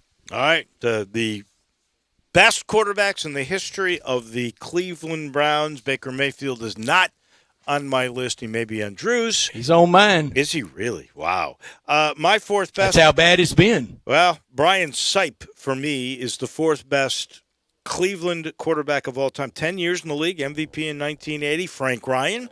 That's the last time a Browns quarterback won a title. Back in 1964. Frank Ryan really was good. Bernie Kosar, 22,000 yards and 116 touchdowns. The second best only to the great Otto Graham, Hall of Famer, All-Pro, six-time MVP, All-Pro 6 times, MVP twice. Listen to his record with the Browns: 57, 13, and 1. That is spectacular. He was the greatest NFL quarterback until Unitas, the league had ever seen. I think that's so. True. I guess the two oldest number ones. I have Otto Graham number one. The two oldest number ones we've had this year would be Sid Luckman and Otto Graham. That's it. Sid Luckman and Otto Graham. And that speaks to both of these franchises, especially the Browns, since they've never even been to a Super Bowl in the Super Bowl era, much less win one. Right. Somebody's got to knock Otto Graham off for this franchise to be taken seriously. Otto Graham 1, Brian Sipe 2, Bernie Kosar 3, and Baker Mayfield. I mean, there's not. I mean, Bill Nelson, Frank Ryan. Frank Ryan won a title in '64. What does Mayfield won? Frank Ryan played with one single bar. It's still Otto Graham played without any bars. You got him number one, and you know why Frank Ryan won it. Well, yeah, great receiver. I'm trying to remember that guy's name. Collins, I think was his last name. Gary Collins. Wasn't he still handing it to Jim Brown? Jim Brown, yeah. But he threw the ball a little bit. Okay. He threw the ball a little bit. Yeah. You give it to Jim Brown, a lot of magic could happen. Absolutely. Drew? I did actually put Frank Ryan at number 4. Baker Mayfield would be probably at 5 right now. Brian Sipe 3, Bernie Kosar 2, and Otto Graham at 1. Easy. Brian Sipe. Sipe. Yeah. No Sip. Yeah. Dave, didn't Brian Sipe, wasn't he with the New Jersey Generals in the USFL? Ooh.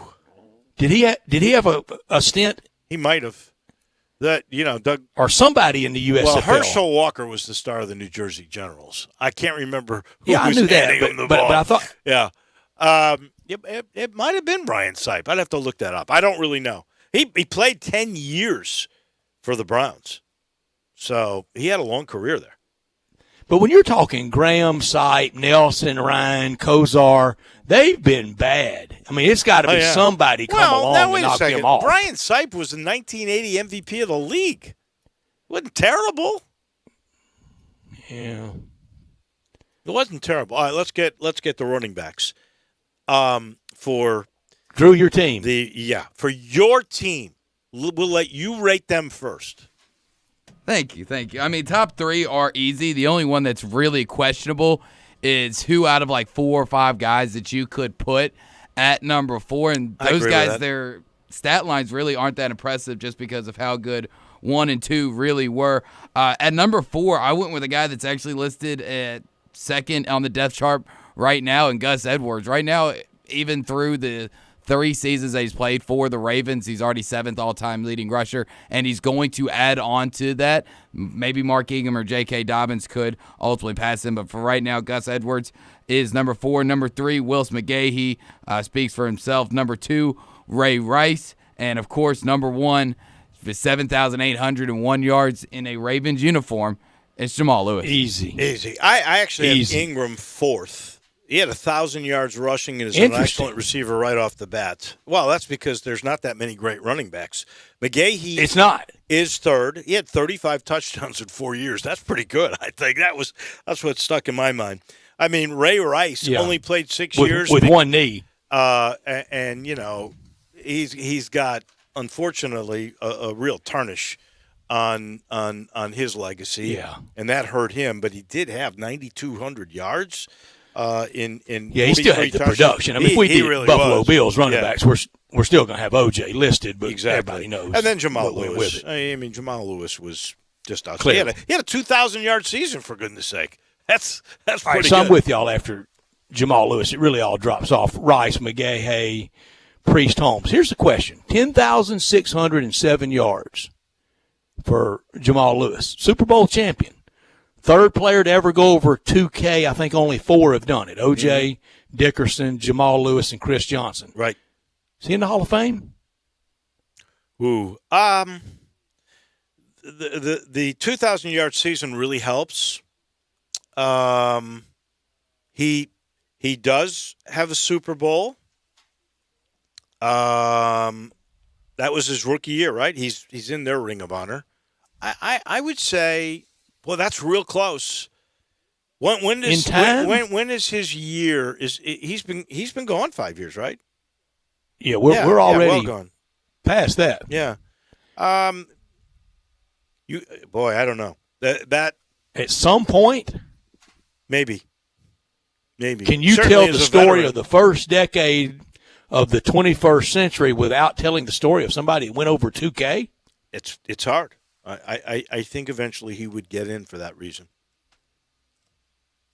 2K, that's pretty darn impressive. Drew, it's your team. Is he in? No, I think he's definitely in. I mean, for what he meant for the city of Baltimore, I mean, obviously winning the Super Bowl his first year in the league, but the 2,000-yard season and just really establishing an offense when it was all about defense for the Ravens. And when they got that defensive status really established, somebody had to score the ball, and Jamal Lewis was a great running back, and I think definitely deserving of the Hall of Fame. When people and I asked this question because we may be past this now, but I'm not sure that we are. That's my question. When football fans in the city of Baltimore talk about history of the league and their team, do they still think Colts or do they think Ravens now? Personally, I say Colts still do count in the history just due to the fact that growing up, I mean, there wasn't a time I was with family or time talking football with my father especially where Johnny Unitas or the Baltimore Colts weren't brought up. That's sure. I wore number 19 in football my entire life. Those teams were incredible. The day I quit playing for Johnny Unitas. Well, they helped bring the NFL to national popularity. Yes. Yeah. So I think that most Baltimoreans continue to think of the Baltimore Colts as their football team. Here's the peer group of running backs Jamal Lewis is kind of coupled with. He's at 25th all-time rushing, 10,607. At 23 and 24, the 2 spots in front of him, Warwick Dunn and Ricky Waters. They're not in the Hall of Fame, and they were Super Bowl champions. 2 behind him, Thomas Jones and Tiki Barber. Tiki Barber played in a Super Bowl but lost to Jamal Lewis. Right. Thomas Jones, I don't think he's been on a winner. 5 different teams. He was with the Bears on a defeated team. But nobody. Do you think of Tiki Barber as a Hall of Famer? And one below Tiki Barber is Eddie George. And aren't all those guys kind of Hall of Good? Yeah, Eddie George might be Hall of Better. I don't know. He's better than those guys. Eddie George was, I think, a terrific player for sure. And how come no advocacy for the log jam and the lack of running backs look like we always get for the diva receivers? Because how come there's not an advocate group out there I'll tell you for why. them? Because the running back in the game today has been devalued. That's why. We don't value running backs like we did in the days of Jim Brown, which was brought up today, or Gale Sayers, or any of those great running backs. Because today, Derrick Henry should be in that league, but today we think of the quarterback and the receiver combination and what passing yardage means to the game. This portion of the show is brought to you by Sheldon Rosengarten, Mark Spensdorf, who promises his clients if he advertises with them, they'll be on this show, which is why I love saying Palisade near the University of Memphis sold. So did South Yates, Rich Road, Thorn Ridge Cove, all in East Memphis. They were on the market for a hiccup, and they all sold. Wind, Shadow, and Southwind sold. Hunter's Hollow and Cape Charles Cove all sold. And they all sold recently within a very few days. Sheldon says that's because of preparation, presentation, proper pricing, the P's, and, of course, that highly successful strategic marketing program with the Shellbucks option. So people say when you want the job done, you call Sheldon. He also says, be smart. Talk to 2 or 3 real estate brokers. Make sure he's one of them. And you can reach Sheldon at this number, 483-0546, or go online at memphisrelocate.com. That's 483-0546 or memphisrelocate.com. Remember, when you want your home sold, when you want it done, you call Sheldon. Back in just a minute. Crunch time is right around the corner on Sports Time on Sports 56. Same great shows. We welcome you back to Sports 56 Middays. What's up? It's Sports 56 Happy Hour. A new spot on the FM dial. Check out Sports 56 on our new FM home at 98.5. All 36-month leases, $31.49 due at signing, 0 security deposit, $650 acquisition fee, 10,000 miles per year, 20 cents excess mileage, Forte ME 299.10, MSRP 20,625, sold M7755 682, MSRP 20,315, K5MG 003199, MSRP 25,725, includes all manufacturer rebates and incentives, PF 695, excludes tax title license with approved credit warranty is a limited powertrain warranty. See Kia.com or retailer for details. Offer valid through 12/31/20. Dealer stock only. Are you ready to be happy this holiday season? Well, we got you covered at Gossett Kia South Mount Moriah. So come be happy with Kia's holiday sales event. Command the season. 2020 Kia Forte, $142 a month lease. 2021 Kia Soul, $148 a month lease. Plus 2021 Kia K5, $192 a month lease. All just 36 months, $31.49 due at signing. Stay happy all season long with Forte, $142, Soul, $148, Kia K5, $192. So whether you live in Horn Lake, South Haven, Olive Branch, or Memphis, you'll be happy at Gossett Kia, 2680 Mount Moriah or KiaMountMoriah.com. If you want it, we got it at Gossett Motor Cars. Jim Gray from Westwood One here with a Monday Night Football preview, sponsored by Prilosec. Treat your frequent heartburn with Prilosec OTC. We wrap up Week 14 with AFC North action when the Browns host the Ravens. Baltimore broke a 3-game losing streak last week with the return of Lamar Jackson and a win over Dallas. But now they face a very hot 9-3 Cleveland team. Baker Mayfield threw for 4 touchdown passes in the first half of their 41-35 win over the Titans. Back in the spring, our foundation that we laid about our goals, we're all on the same page. So when you get a group that's hungry and works for the same things, that's when it really gets special. So it's all about us right now, and that needs to be our focus. Kevin Harlan and Hall of Famer Kurt Warner will call all the action when the Browns host the Ravens on Monday Night Football. Remember to listen to Westwood One's exclusive coverage of the NFL all season long, right here on Sports 56, 98.5, and 96.1. Hey, frequent heartburn may keep you from running your A game, but it doesn't have to anymore. Join the Prilosec OTC 2-week challenge. Just go to prilosecotc.com. You'll get $3 off to get you started, plus 14 days of tips, tricks, and reminders. Just 2 weeks, 0 heartburn. Go to prilosecotc.com and sign up today. 0 heartburn is possible with Prilosec OTC. Use as directed for 14 days to treat frequent heartburn, not for immediate relief. Get in the zone, AutoZone. Welcome to AutoZone. What are you working on today? Taking on that next oil change yourself is a great idea. We can help you get started. Right now, you can get 5 quarts of Castrol Edge full synthetic motor oil and an STP extended life oil filter for just $31.99. You can even get it all fast your way with our next day delivery or free same-day store pickup. Getting the job done just got easier. Restrictions and details at AutoZone.com. Get in the zone, AutoZone.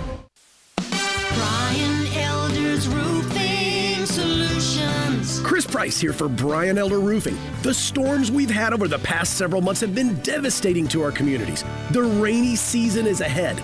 You may have not even noticed the dripping in your attic, water stains throughout your home, or even worse, mold and mildew. Please call Brian Elder Roofing and we will send out our project managers to assess any damage. We will not try to sell you a roof if all you need is a repair. We will measure your roof from outer space. 0% for 60 months, even no payments till 2022 are available with approved credit. If you've noticed missing shingles, water stains, leaks in your roof, call us before you call your insurance company at 867-0303. That's 867-0303, and we will provide a free, thorough inspection of your roof's condition. Call 867-0303. Brian Elder's Roofing Solutions. Rocking around the Kia rides, have a happy holiday.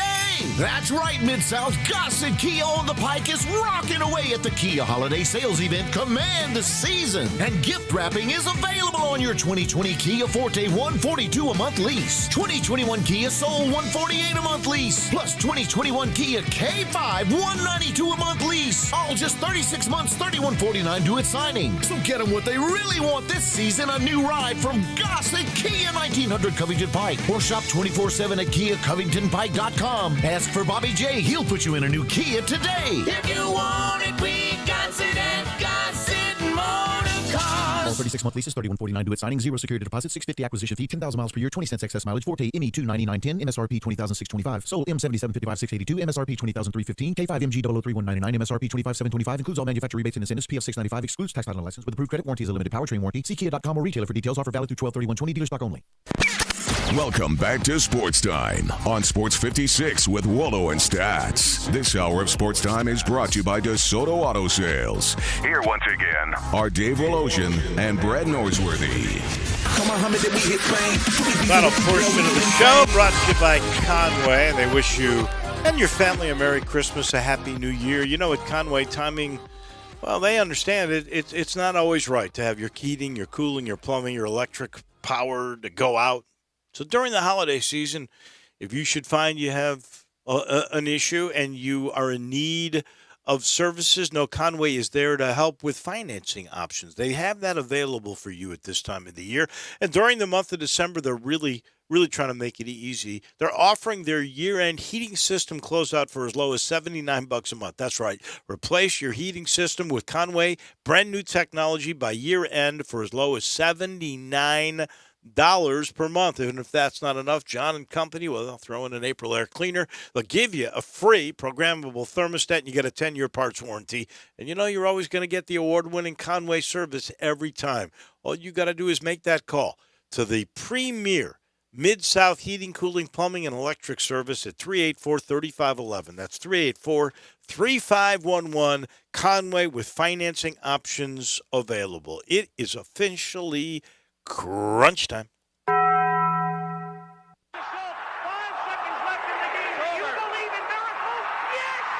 Go crazy, folks! Go crazy! This is for all the biggest crunch time. You are looking live. In your life have you seen anything like that?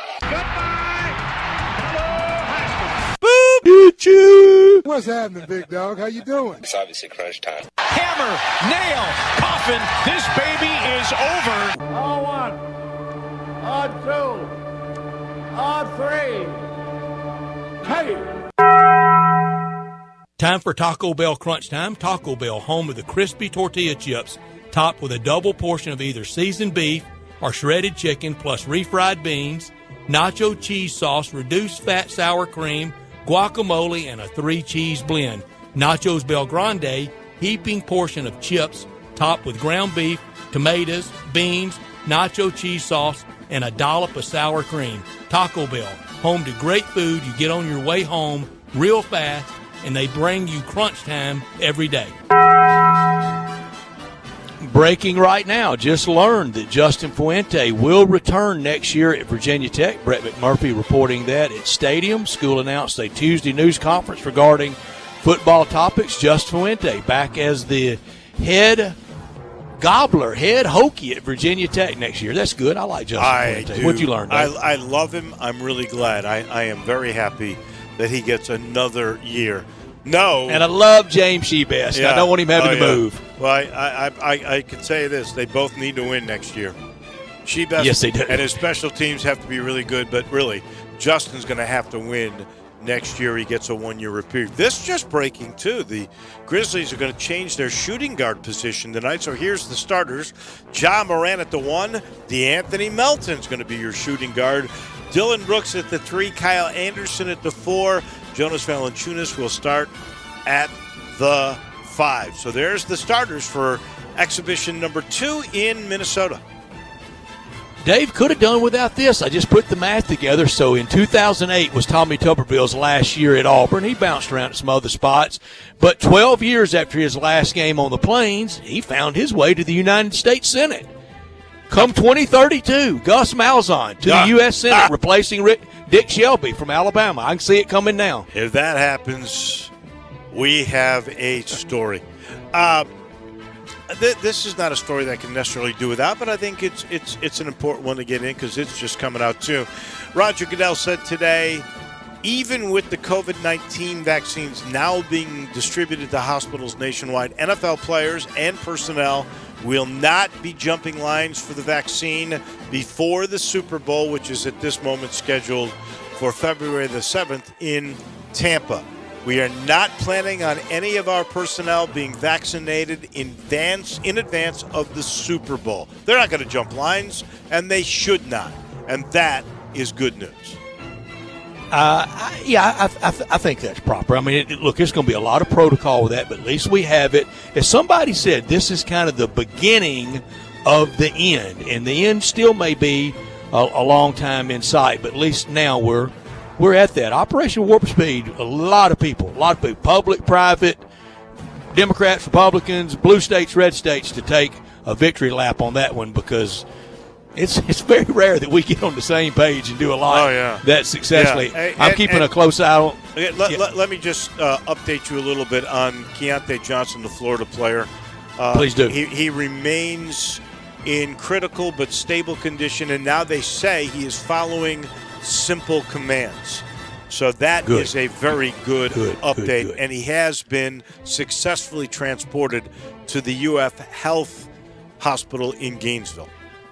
And I don't think that anybody's at all trying to do this, but Dave, we need more, not less, on what caused it and on his health stuff. I know they have to be very careful with HIPAA, but for the rest of the sport and for the rest of athletes, just in case, if it's anything to do with COVID, we need to know. We got to know. I agree. No cover-ups, no short selling anything.